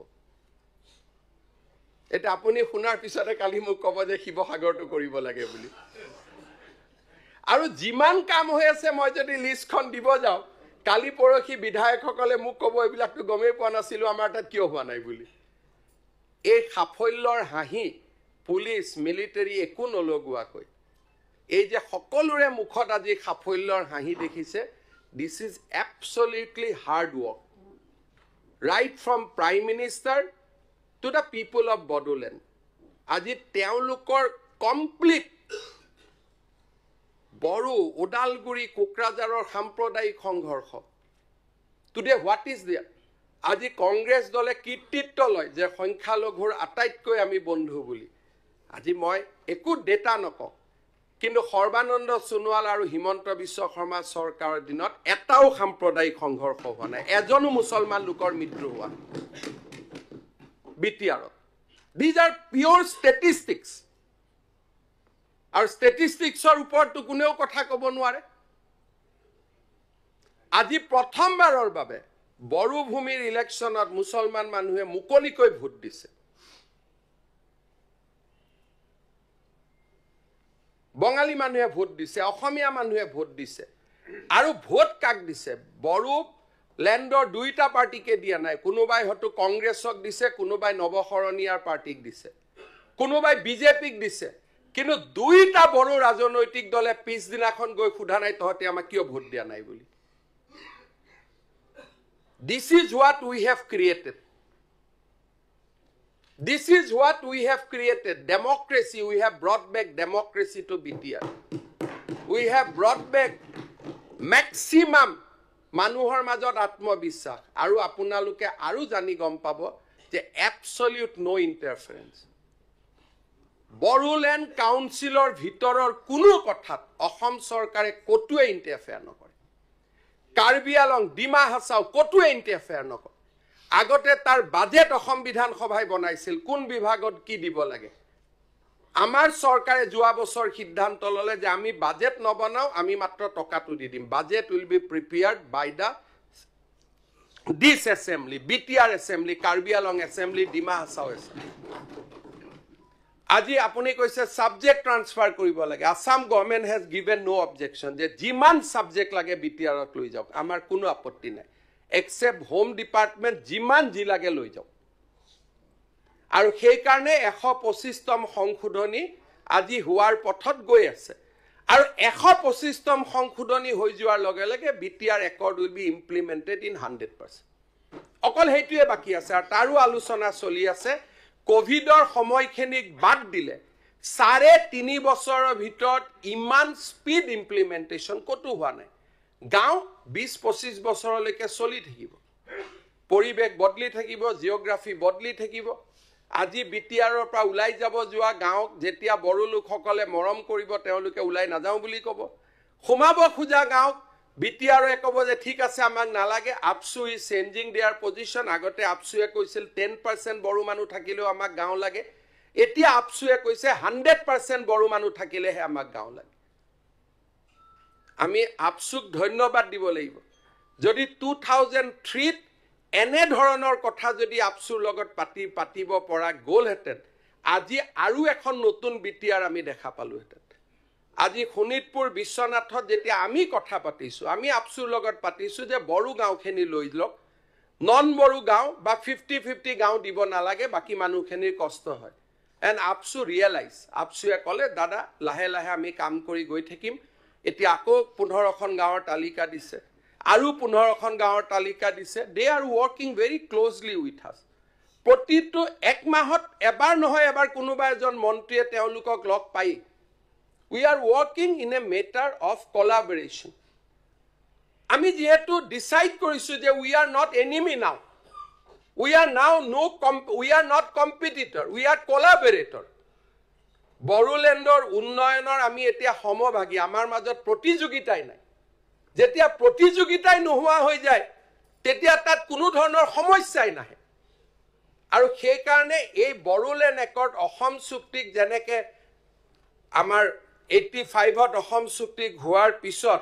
আসুৰ লগত প্ৰতিদ্বন্দ্বী মনোভাৱ লোৱা কাৰণে কোলাবৰেটিভ মনোভাৱ নোলোৱা কাৰণে অসম চুক্তিখন সফল নহল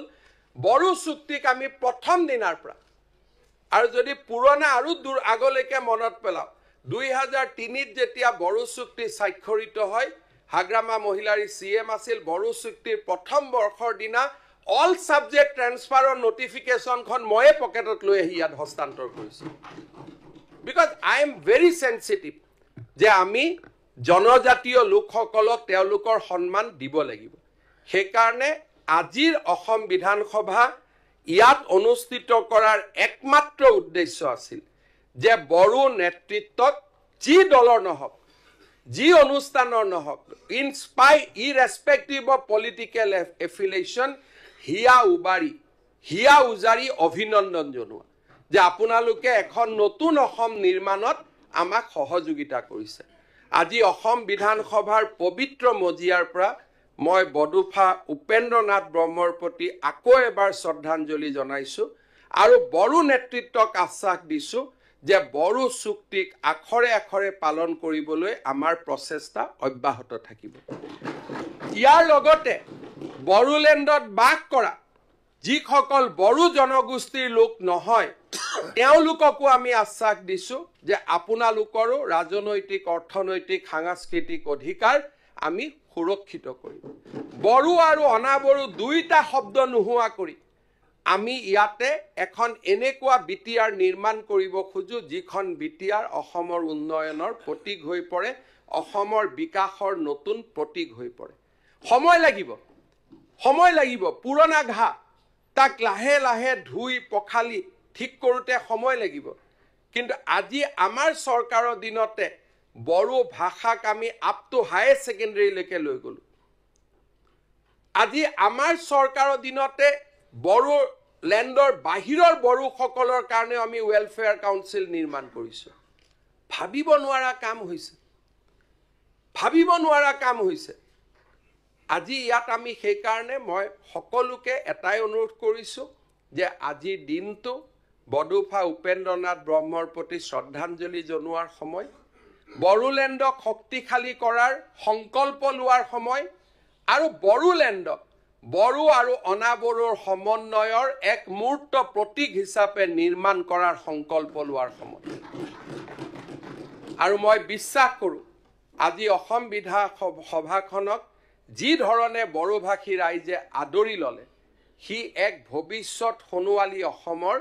আজি এক ৰূপৰেখা আমাৰ সন্মুখত দাঙি ধৰিছে এইখন কোনখন অসম আছিল আন্দোলন বন্ধ বোম ব্লাষ্ট হত্যা হিংসা আজি কোনোবাই আমাক ৰাজনৈতিকভাৱে সমালোচনা কৰিব পাৰে কিন্তু এইখন অসম আজি আমি আন্দোলন বিবৰ্জিত বন্ধ বিবৰ্জিত গুলি বোমা বিবৰ্জিত এখন নতুন অসম আমি নিৰ্মাণ কৰিছোঁ আউট অফ এছেছ এখন ভাঙি যোৱা প্ৰদেশক আজি আমি এক শক্তিশালী কাঠামোৰ ওপৰত নিৰ্মাণ কৰিছোঁ কেতিয়াবা ডিফুলৈকে যাব ডিফু দেখিলে গুৱাহাটী পিছ পৰি যাব ডিফুৰ যিটো আজি উন্নয়ন সেই ডিফুৰ উন্নয়ন আজি আমাৰ অসমৰ কামৰূপ নগাঁও শিৱসাগৰ যোৰহাট ডিব্ৰুগড় জিলাতকৈ বহুত আগত গুচি গৈছে আজি আপোনালোক যেতিয়া ডিফুত যাব আজিকালি আমাৰ চৰকাৰী ডাঙৰ ডাঙৰ বিষয়াসকল ডিফুত ৰাতি পৰিয়ালক লৈ থাকিব যায় উই হেভ চেঞ্জ দেট আজি কাৰ্বি নেতৃত্ব সমালোচনা কৰে কথাই কথাই আমাৰ মানুহে কয় এওঁলোকে টকা খায় ডিমাচা পাহাৰত টকা যায় কাৰ্বি পাহাৰত টকা যায় একেটা টকা দি ডিফুত যিমান ধুনীয়া ষ্টেডিয়াম নিৰ্মাণ হয় একেটা টকা দি আমাৰ সমষ্টিত সিমান ধুনীয়া নিৰ্বাচন আজিও নহয় আমাৰ বহুত মানুহ এতিয়াও পুৰণা দিনত সোমাই আছে এতিয়াও ডিমা হাছাও কাৰ্বি আলঙৰ কেলেংকাৰীৰ সময়ৰ কথা তেওঁলোকে মনত ৰাখিছে সময় পৰিৱৰ্তন হৈছে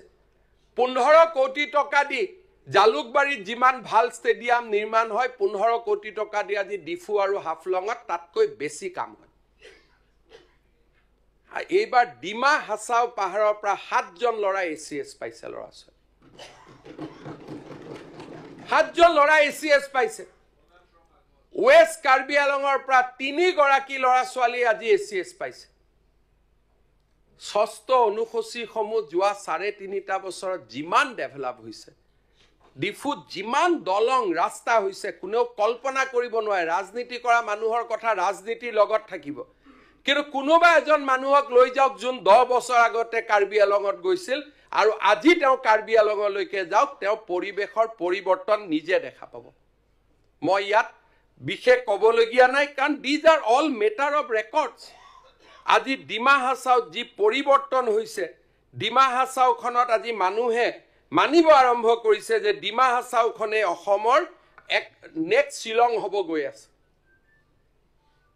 আজি আমি নাযাওঁ কাৰণে গম নাপাওঁ আজি কোনোবা ইয়াত কোকৰাঝাৰত আজি বহুত দিনৰ মূৰত যিসকল আহিছে তেওঁলোকে ভাবিব পাৰে নেকি ইমান ডাঙৰ ডেভেলপমেণ্ট কোনোবাই ভাবিব পাৰে নেকি যে বিটিআৰত ইমান ডাঙৰ এছেম্বলি বিটিআৰ ইউনিভাৰ্চিটি বিটিআৰত কোকৰাঝাৰ ইউনিভাৰ্চিটি মানুহে ভাবিব নোৱাৰে এইখনতে মেডিকেল কলেজো আছে কোকৰাঝাৰত ইঞ্জিনিয়াৰিং কলেজ আছে এতিয়া CIT আছে চাই জাগাত ষ্টেডিয়াম বনাবৰ কাৰণে 150 কোটি টকা ফুটবল ষ্টেডিয়াম হৈছে সেক্ৰেটাৰিয়েটৰ সন্মুখতো পুৰণা টেংক নাই আৰ্মি জেনেৰেলে দুৰান কাপ পতাৰ কৃতজ্ঞতা হিচাপে ইয়াতে টেংক দি থৈ গৈছে যে ই শৌৰ্য আৰু বীৰ্যৰ প্ৰতীক হয় আজি মইতো অনুৰোধ কৰিম যে আমাৰ ফেমিলিলৈ আমি কাৰ্বি আলং ডিফুত যাব লাগে কোকৰাঝাৰত আহিব লাগে উইল সি এ চেঞ্জ আজি তামুলপুৰত যাওক বাক্সাত যাওক যেনেকৈ পাগলাদিয়াৰ ওপৰত দলং বনিছে কোনো কল্পনা কৰিব নোৱাৰে তামুলপুৰত মই যেতিয়া প্ৰথম গৈছিলোঁ 3.5 বছৰত আৰু আজি 3.5 বছৰ পিছত তাত মেডিকেল কলেজ ৰাষ্ট্ৰপতিৰ ভ্ৰমণ গৃহমন্ত্ৰীৰ ভ্ৰমণ BSFৰ অৰ্ডিনেন্স ফেক্টৰী পাগলাদিয়াৰ ওপৰত দুখন দলং তামুলপুৰ জিলা আমি ভাবিব নোৱাৰা পৰিৱৰ্তন হৈছে শান্তি এনে অহা নাই কোনোবাই মানুহে ভাবে যে এনে শান্তি আহিলে নেকি আজি লাহে লাহে এই 6 শিডিউল এৰিয়াবিলাকত যেনেকৈ শান্তি উভতি আহিছে মইতো মাজে মাজে ভাবোঁ যে অসমৰ আটাইতকৈ বিকশিত অঞ্চলবিলাক পিছ পৰি যাব আজি কাৰ্বি আলঙত যদি এটা উদ্যোগ স্থাপন কৰাৰ কথা হয় ডিমা হাছাওত যদি উদ্যোগ স্থাপন কৰাৰ কথা হয় বিটিআৰত যদি উদ্যোগ স্থাপন কৰাৰ কথা হয় তাত কোনো প্ৰতিবাদ নাই মানুহে আদৰণি জনায় যে হয় আমাৰ ইয়াত ডেভেলপমেণ্ট লৈ আহক এই 3খন জায়গা মই আজি মানুহটো কিমান দিন থাকে নাথাকে মানুহে নাজানে 25 বছৰ পিছত মই থাকিম আৰু নাথাকিম মই নাজানো কিন্তু মই আজি এটা কথা প্ৰেডিক্ট কৰিব পাৰো যে Karbi Along Dima Hasao and BTR these 3 parts of Assam will be the most prosperous region in days to come কাৰণ ইয়াত মানুহৰ মানসিকতাৰ অসম্ভৱ পৰিৱৰ্তন হৈছে অগ্নিবীৰ আৰ্মি CRPF আটাইতকৈ ইয়াৰ পৰা বেছি নিযুক্তি হয় আমিবোৰ এতিয়াও ভাবি আছো ইয়াত আমি আহিছো যে নহয় we have come for a very developed district and we want to say something যে মানুহৰ মনত ভাল লগা চকলেট লজেন্স অলপৰ কথা কৈ থওঁ যে no they are doing competition with us আজি বডোলেণ্ড ইউনিভাৰ্চিটি যিমান ফাষ্ট পৰিৱৰ্তন হৈছে অসমৰ নতুন কোনো এখন বিশ্ববিদ্যালয় ইমান ফাষ্ট পৰিৱৰ্তন হোৱা নাই আজি বড়ো ল'ৰা ছোৱালীয়ে যি ধৰণে BPO ITO যি ধৰণে কাম কৰিছে আমিবোৰ কেতিয়াবা পিছ পৰি যাম মই পিছ পৰি যোৱা বুলি নকওঁ কাৰণ I don't want to make a comment যিটো ফেকচুৱেলি কিমান সঁচা মিছা মই নাজানো কাৰণ I am speaking on perception আজি আটাইতকৈ অসমৰ বিকশিত অঞ্চললৈ এই অঞ্চলবিলাক ৰূপান্তৰিত হৈ আছে অসমৰ আটাইতকৈ পিছপৰা অঞ্চল আন্দোলন বিবৰ্জিত পৰিৱেশ আজি শান্তিৰ এক হাকুলৈ পৰিণত হৈছে BTRৰ পৰা এবাৰ 50 জন লৰাই যোৱা বছৰ ACS পাইছে 50 students has cleared APSC আজি সময় হৈছে BTRৰ বাসীক ধন্যবাদ জনোৱা অভিনন্দন জনোৱা আৰু তেওঁলোকৰ উন্নয়নৰ বাবে আমি আকৌ নতুনকৈ আমি নিজক নিয়োজিত কৰা মই পবিত্ৰ সদনক জনাব খুজিছো যে আমাৰ লোকসভাত ৰাজ্যসভাত বিবেচিত হৈ থকা 125 নম্বৰ সংবিধান সংশোধনীয়ে BTRলৈ এক মূলভূত পৰিৱৰ্তন আনিব প্ৰথমবাৰৰ বাবে ফাইনেন্স কমিশন আজি অলপ আগতে মই অখিল গগৈ ডাঙৰীয়াৰ প্ৰশ্নৰ উত্তৰ দিছো যে ভাৰত চৰকাৰে 6 শিডিউলত এটকাও নিদিয়ে কিন্তু 125তম সংবিধান সংশোধনী গৃহীত হোৱাৰ লগে লগে ফাইনেন্স কমিশনৰ পৰা 6 শিডিউললৈকে টকা হা আৰম্ভ হ'ব আৰু তাক আমি ক্ষিপ্ৰভাৱে কৰিবৰ কাৰণে আৰু অকল অসমৰ 6 শিডিউল নহয় আমি একেলগে কাম কৰিছো যাতে ত্ৰিপুৰা মেঘালয় সকলোৰে 6 শিডিউল খেনিলৈ ডাইৰেক্ট ফান্ড ফ্লো হয় আৰু আমি ভাবো যে আমি সফল হ'ব পাৰিম 125তম সংবিধান সংশোধনী আৰম্ভ হোৱাৰ লগে লগে 60টালৈকে BTRৰ সিট বাঢ়িব লগতে BTRত বাস কৰা অজনজাতীয় লোকসকলেও যাতে শাসন ক্ষমতা পাব পাৰে তাৰ কাৰণে প্ৰত্যেকটো VCDC আৰু মিউনিসিপালিটি ইলেক্টেড বডিলৈ ৰূপান্তৰ হ'ব আজি আমি এক ডাঙৰ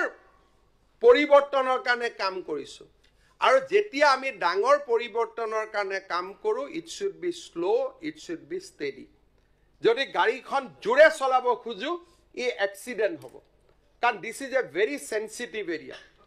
লাহে যোৱাকালি আসুৰ লগত মোৰ মিটিং হৈছিল মোক কৈছিল যে চতুৰ্থ ভাষা প্ৰৱৰ্তন কৰিব লাগে 4 সূত্ৰীয় ভাষা ইংৰাজী হিন্দী অসমীয়া বড়ো মই কৈছো নো যেতিয়ালৈকে বড়ো সাহিত্য সভাই নকব আমি সেই ৰাস্তাত নাযাওঁ because we want to take every step with caution যাতে আমাৰ এটা ভুল সিদ্ধান্তই আমাৰ যিসকল বড়ো লিডাৰশিপে আমাৰ লগত কাম কৰিছে তেওঁলোক যাতে বিপদত পৰিবলগীয়া নহয় মই আকৌ কৈছো I am being a political ইয়াত সদনত দুইটা ৰাজনৈতিক দলৰ মানুহ আছে আমি কাকো বিপদত পেলাব খোজা নাই we want to take every step লাহে মই অসম বিধানসভাৰ সদস্যসকলক অনুৰোধ কৰিম ইয়ালৈকে কোকৰাঝাৰলৈকে আহিব ওদালগুৰি তামুলপুৰলৈকে আহিব বহুত কথা শিকিব পাৰিম আজিৰ সদনতে মোক আপসুৰ সভাপতি দীপেন বড়ো ডাঙৰীয়াও কৈ আছিলে সকলোৱে কৈ আছিলে আমি উন্নয়নৰ বাবে আগ্ৰহী 125তম অনুমোদন যাতে খুব সোনকালে হৈ যায় তাৰ বাবে অসম চৰকাৰে ভাৰত চৰকাৰৰ লগত একেলগে কাম কৰাৰ প্ৰতিশ্ৰুতি মই পবিত্ৰ সদনত মই আপোনালোকৰ সন্মুখত ৰাখিব খুজিছোঁ বিটিআৰৰ লগত এটা ডাঙৰ ডেভেলপমেণ্ট হৈ আছে আমি সকলে জনা উচিত ভূটানত গেলেফু মাইণ্ডফুলনেছ চিটি নামৰ এখন ডাঙৰ মহানগৰ হ'ব গৈ আছে ভূটানৰ ৰজাই আশা কৰে যে ই ছিংগাপুৰৰ দৰে এখন ডাঙৰ চহৰ হ'ব তাৰ অকল ইণ্টাৰনেশ্যনেল এয়াৰপৰ্টতে তেওঁলোকে প্ৰায় 8,000 কোটি টকা খৰচ কৰিব খুজিছে and total investment in Gelefu will be more than 1 lakh crore ভূটানৰ মোৰ যাত্ৰাৰ পিছত ভূটানৰ ৰজাই মোক কৈছে যে গেলেফুতটো সুপাৰ ৰিচ সকল আহি থাকিব উদ্যোগ ক'ত কৰিব ব্যৱসায় ক'ত কৰিব ভূটানৰ ৰজাই মোক কৈছে যে আপুনি এই সময়ৰ লগত সুযোগ ৰাখি বিটিআৰটো ডেভেলপ কৰক এতিয়া আমি সিদ্ধান্ত লৈছো যে গেলেফুৰ লগে লগে আমি দাঁতগাড়ী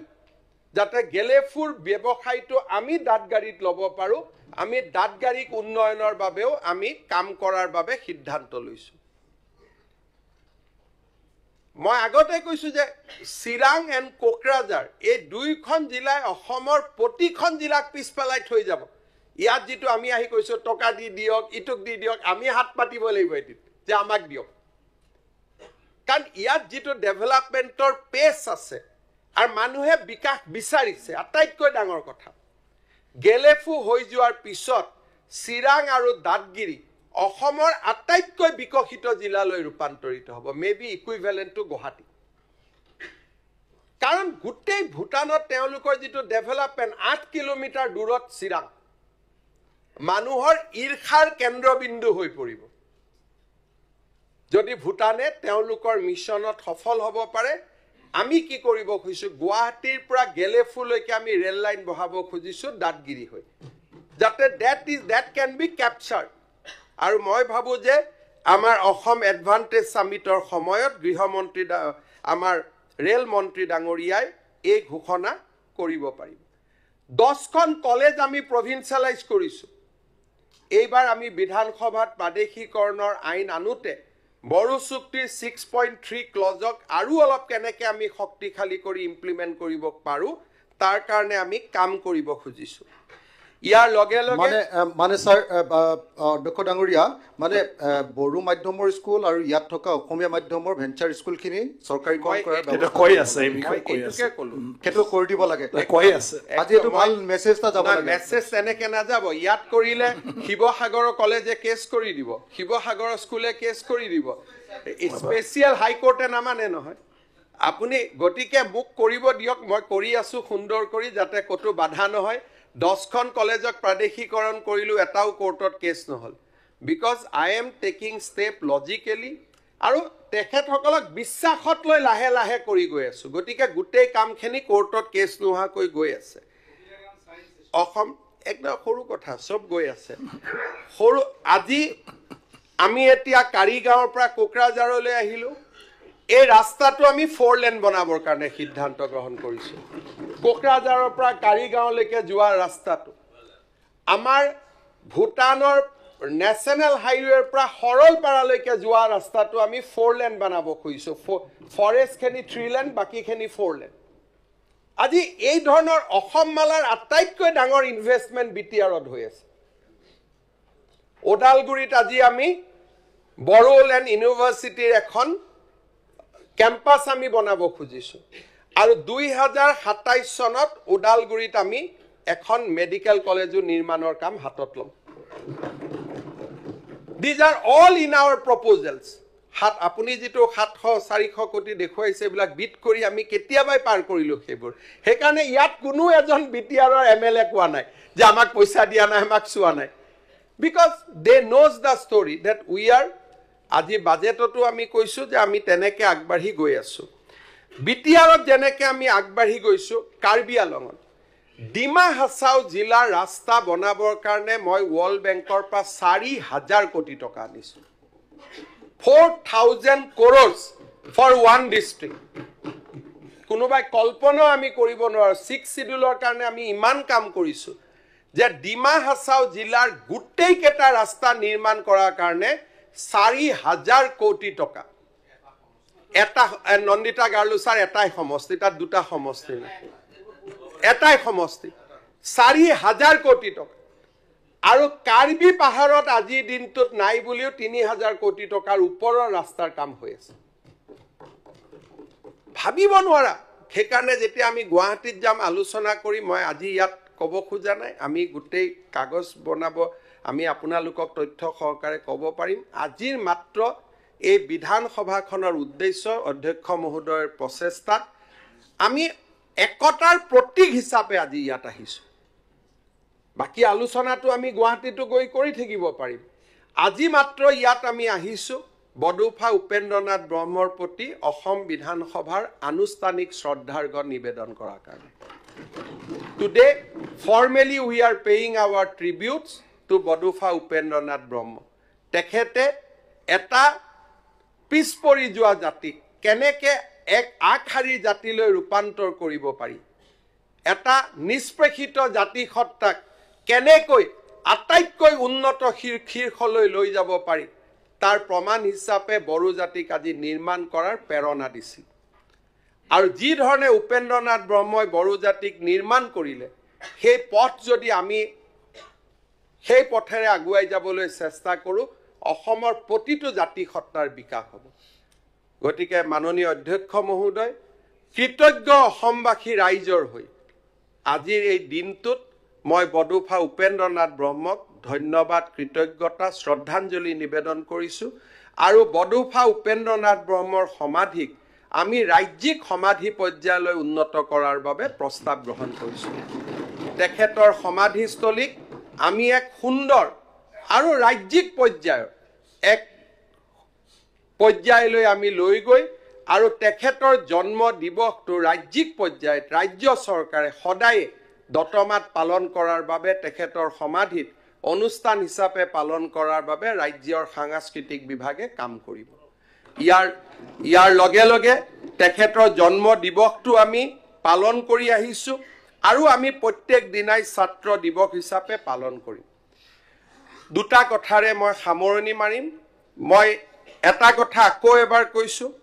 যে যি ধৰণে সংবিধান সংশোধনীৰ প্ৰস্তাৱ আছে আৰু যি ধৰণে বৰ্তমানৰ পৰিৱেশ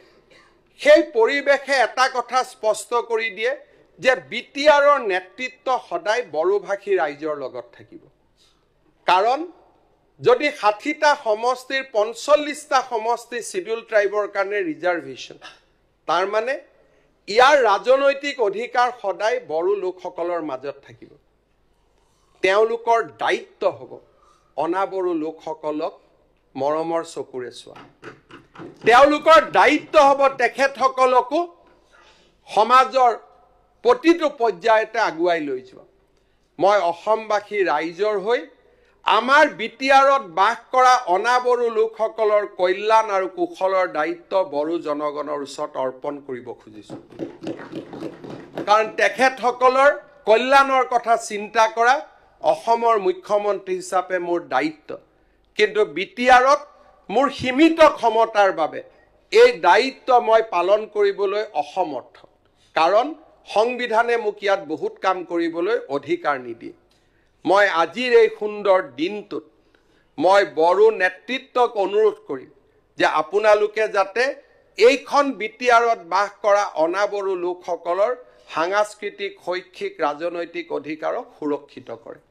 আমাৰ বড়োলেণ্ড অঞ্চলত বাস কৰা অসমীয়া ভাষী লোক কোচ ৰাজবংশী লোক হৰণীয়া কছাৰী ৰাভা এই বিভিন্ন লোকে তেওঁলোকে বিভিন্ন সমস্যাৰ আজি সন্মুখীন হৈ আছে আৰু তেওঁলোকৰ সমস্যাসমূহ সমাধান কৰাত নেতৃত্ব লোৱাৰ দায়িত্ব আমাৰ বড়ো নেতৃত্ব বড়োলেণ্ডত বাস কৰা সংখ্যালঘু জনতাই এতিয়াও নিৰাপত্তাৰ অভাৱ কৰবাত অনুভৱ কৰে তেওঁলোকৰ নিৰাপত্তাৰ অভাৱ দূৰ কৰাটো বড়ো নেতৃত্বৰ দায়িত্ব ইয়াত মই ৰাজনীতি কৰিব খোজা নাই মই আজিৰ এই দিনটোত সুন্দৰ দিনটোত বড়ো নেতৃত্বক বড়োলেণ্ডত বাস কৰা অনাবড়ো লোকসকলৰ কল্যাণৰ বাবে কাম কৰিবলৈ আহ্বান জনাম বহুতখিনি কাম হাতত লোৱা হৈছে আৰু যাতে তেওঁলোকে কামত অগ্ৰসৰ হয় কাৰণ মই বড়োলেণ্ডৰ এক সোণোৱালী ভৱিষ্যত মই দেখা পাওঁ মই দেখা পাওঁ যে আমাৰ ইয়াত বাস কৰা আদিবাসী লোকসকল আমাৰ ইয়াত বাস কৰা কোচ ৰাজবংশী লোকসকল আমাৰ ইয়াত বাস কৰা শৰণীয়া কছাৰী মদাহী ৰাভা বিভিন্ন সৰু সৰু জাতি সত্তা অসমীয়া ভাষী লোকসকল আৰু তাৰ লগত সংখ্যালঘু লোকসকল এই গোটেই লোকসকলৰ লগত যদি বড়ো নেতৃত্ব একেলগে কাম কৰে বড়োলেণ্ড অসমৰ নহয় ভাৰতৰ ভিতৰতে আটাইতকৈ বিকশিত অঞ্চলত ৰূপান্তৰ হ'ব ঠিক তেনেদৰে মই কাৰ্বি আলং আৰু ডিমা হাছা জিলাতো কাৰ্বি ৰাইজ আৰু ডিমাছা ৰাইজক অডিমাছা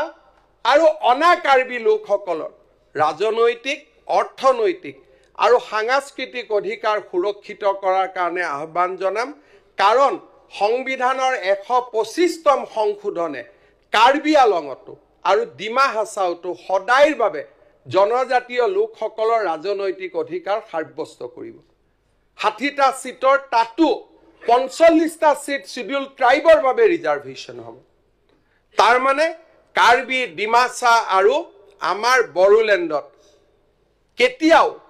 বড়ো লোকসকল ডিমাছা লোকসকল কাৰ্বি লোকসকলৰ ৰাজনৈতিক যিটো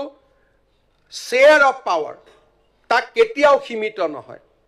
তেনে পৰিৱেশত আজি কোনোবাই যদি কয় হিমন্ত বিশ্ব শৰ্মা সদায় কাৰণে মুখ্যমন্ত্ৰী হৈ থাকিব হি তৃপ্তিৰ কথা নহয় হি মানুহক দায়িত্বৰ আভাস দিয়ে যে তুমি যেহেতু দীৰ্ঘকালীন মুখ্যমন্ত্ৰী হবা গতিকে তুমি বেছিকৈ দায়িত্ব ল'ব লাগিব আমি ব্যক্তিৰ কথা কোৱা নাই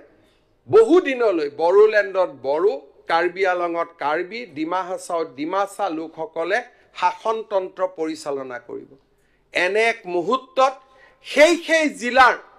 সেই কাউন্সিলৰ অনা বড়ো অনা ডিমাছা অনা কাৰ্বি লোকসকলৰ সুৰক্ষা আৰু বিকাশৰ চিন্তা কৰাটো তেখেতসকলৰ দায়িত্ব হ'ব আৰু মই ভাবো এনে ধৰণে কাম কৰিলে বডুফা উপেন্দ্ৰনাথ ব্ৰহ্মৰ সপোন সাকাৰ হ'ব পুনৰ এবাৰ মই অসম বিধানসভাৰ সন্মানীয় অধ্যক্ষ বিশ্বজিৎ দৈমাৰী ডাঙৰীয়াক ধন্যবাদ জনাইছো আপোনালোকে পৰিৱৰ্তন চাওক আজি অসমীয়া ভাষাত ধ্ৰুপদী হ'ল বিশ্বজিৎ দৈমাৰী এজন বড়ো ভাষাৰ লোক তেখেতে আজি অসমীয়া ভাষাক প্ৰশংসা কৰি যিখিনি কথা ক'লে অহাকালি গুৱাহাটীত কৈও শেষ কৰিব পাৰিলে কিন্তু আজি বড়ো আৰু অসমীয়াৰ মাজত পাৰ্থক্যটো মনৰ পৰা আঁতৰি যোৱা বাবে বিশ্বজিৎ দৈমাৰীয়ে কোকৰাঝাৰত অধ্যক্ষৰ আসনত বহি অসমীয়া ভাষাৰ 1500 বছৰৰ ইতিহাসৰ কথা ক'ব পাৰিছে ইউ কেন ইমাজিন আৰু বিশ্বজিৎ দৈমাৰী কোন বড়োলেণ্ড আন্দোলনৰ আটাইতকৈ শীৰ্ষ পৰ্যায়ৰ নেতাসকলৰ মাজত তেখেত এজন যেতিয়া পঢ়ি গৈছে মই অস্বস্তিত পৰি আছো মোৰ লগত যদি মোবাইল থাকিলেহেঁতেন মই বিশ্বজিৎ দৈমাৰীক ক'লোহেঁতেন এইখিনি কথা ইয়াত নকৈ গুৱাহাটীত ক'লেও হ'ব কিন্তু তেওঁ সহজভাৱে কৈ আছে কাৰণ তেওঁলোকে মূৰৰ পৰা এইটো বাদ দি দিছে কাৰণ তেখেতসকলে জানে যে এতিয়া প্ৰতিজন অসমীয়াই বড়ো ভাষাৰ উন্নতি বিচাৰে এতিয়া প্ৰতিজন অসমীয়াই বড়ো জাতিৰ কল্যাণৰ কথা চিন্তা কৰে অসমীয়া বড়োৰ সংঘাত এতিয়া পুৰণা হ'ল এতিয়া অসমীয়াই উগ্ৰ জাতীয়তাবাদক বিশ্বাস নকৰে আৰু অসমীয়াই বড়ো লোকসকলক একেলগে লগত লৈ কাম কৰাৰ আমি মহান অসম বৰ অসম নিৰ্মাণৰ পোষকতা কৰোঁ বিশ্বজিৎ দৈমাৰীক মই ধন্যবাদ জনাম তে আজি অজস্ৰ সাহসৰ পৰিচয় দিছে অখিল গগৈ ডাঙৰীয়া আপুনি কৈ থাকোঁতে you could not see the implication আপোনালোকে এইবিলাক কথা বুজিব নোৱাৰে অসমত যিমান ডাঙৰ ডাঙৰ পৰিঘটনা ঘটি গৈ আছে কাৰণ আমি এতিয়াও কাৰোবাৰ পৰিয়াল কাৰোবাৰ কিবা টানা টানি কৰি ৰাজনীতি কৰা কামতে আমি ব্যস্ত হৈ আছো কাৰণ আমাৰ কাৰণে হিমন্ত বিশ্ব শৰ্মা চন্দ্ৰমোহন পাটোৱাৰীতকৈ আমাৰ ঘৈণীয়েকবিলাক বেছি ইম্পৰ্টেণ্ট কাৰণ আমি সিমান সীমিত দি আমি গৈ আগবাঢ়ি গৈ আছো আৰু তাৰ ফলত এনে ডাঙৰ পৰিঘটনাবিলাক লোকচক্ষুৰ পৰা আঁতৰি গৈ আছে আমি মৰণশীল কিন্তু বিশ্বজিৎ দৈমাৰীয়ে অসমীয়া ভাষাৰ গৰিমা বৰ্ণনা কৰি আজি যিখিনি কথা কৈ গ'ল this became a part of record of the Assam assembly মই বিশ্বজিৎ দৈমাৰীক অন্তৰৰ পৰা অভিনন্দন জনাম আৰু এই কাৰণে জনাম যদি এইখন আসনত চন্দ্ৰমোহন পাটোৱাৰী বহি থাকিলেহেঁতেন মই নকলোহেঁতেন বিশ্বজিৎ দৈমাৰী আপচুৰ এজন উচ্চ শাৰীৰ নেতা আছিল আৰু সহজভাৱে কৈ আছে সকলোৱে অনুভৱ কৰিছে সহজভাৱে কৈ আছে হি হেজ নো ফিলিংছ যে মই বড়ো মই অসমীয়াৰ কথা কৈ আছো দিছ ইজ হোৱাট এইখনেই নতুন অসম আজি আমি যোৱা ৩.৫ বছৰত নিৰ্মাণ কৰিছো আমি একো কৰিব পৰা নাই কাৰোবাৰ ভাষাত কিন্তু এইখন নতুন আমি অসম নিৰ্মাণ কৰিছো যিখন অসমৰ কল্পনাও আজিৰ পৰা ৪ বছৰ আগত কোনেও কৰিব পৰা নাছিল আৰু একে ব্যৱস্থা মিচিং অঞ্চলত গলে মিচিং ৰাইজৰ মাজত এনেকুৱাই মৰম পাব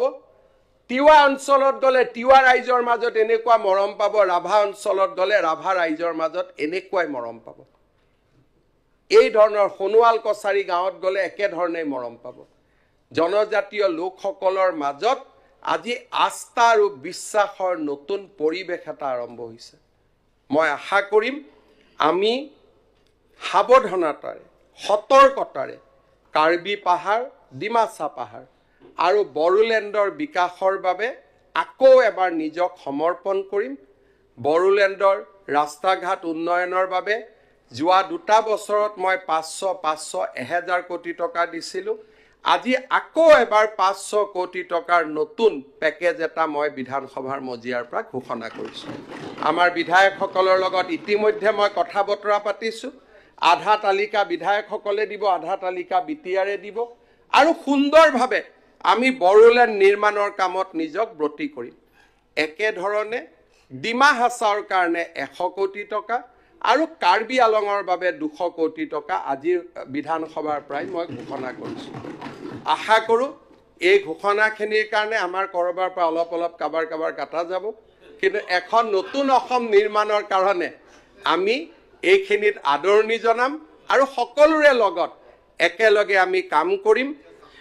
অধ্যক্ষ মহোদয় আজিৰ দিনটো আপুনি এক নতুন ইতিহাসৰ সাক্ষী হ'ল আপোনাক মই বহুত ধন্যবাদ জনাইছোঁ আকৌ এবাৰ ৰিপিটেশ্যন কৰিছোঁ যিখন স্থানত অসমৰ মুখ্যমন্ত্ৰী আহিব পৰা নাছিল সেইখন স্থানত আজি আপুনি অসম বিধানসভা লৈ আহিছে ই সাধাৰণ পৰিঘটনা নহয়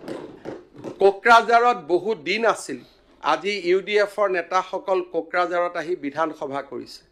সেই দিনটোলৈকে মনত পেলক কোকৰাঝাৰ আৰু ওদালগুৰিৰ সাম্প্ৰদায়িক সংঘৰ্ষৰ পৰিৱেশ কোকৰাঝাৰত যে কেতিয়াবা আপোনালোকে এনেকে দিনত আহিব পাৰিব তাক সেই দিনটোত হয়তো বহুতে কল্পনাও কৰা নাছিল কিন্তু আজি অকল আমি অহাই নহয় ইয়াতে বহি আমি আলোচনাত ভাগ লৈছোঁ এই নতুন অসমখন চিৰস্থায়ী হওক এই নতুন অসমখন কীৰ্তিমান হওক এই নতুন অসমৰ আভা আৰু শোভাই সমগ্ৰ বিশ্বক জিলিকাই তোলক আজিৰ এই দিনটোত পৰম পিতাৰ ওচৰত তাকে কামনা কৰিছোঁ প্ৰত্যেকজন মুখ্যমন্ত্ৰীৰ কাৰ্যকালৰ এটা হাই পইণ্ট থাকে মুখ্যমন্ত্ৰীসকলক সোধে আপোনাৰ কাৰ্যকালৰ আটাইতকৈ সফল কি কোনোবাই ক'ব মই এইমছ আনিছোঁ কোনোবাই ক'ব মই ব্ৰহ্মপুত্ৰৰ ব্ৰিজ আনিছোঁ কোনোবাই ক'ব মই কোভিড কৰিছোঁ মোৰ মুখ্যমন্ত্ৰীৰ কাৰ্যকালৰ আটাইতকৈ উল্লেখযোগ্য গৌৰৱময় দিন হৈ থাকিব কোকৰাঝাৰত অসম বিধানসভাৰ অধিৱেশন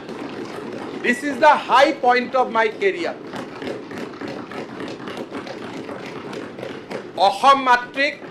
অসম মাতৃক মই ইয়াতকৈ আৰু কি ডাঙৰ উভতাই দিব পাৰোঁ মই নাজানো কিন্তু দিছ ইজ দ্য বেষ্ট ট্ৰিবিউট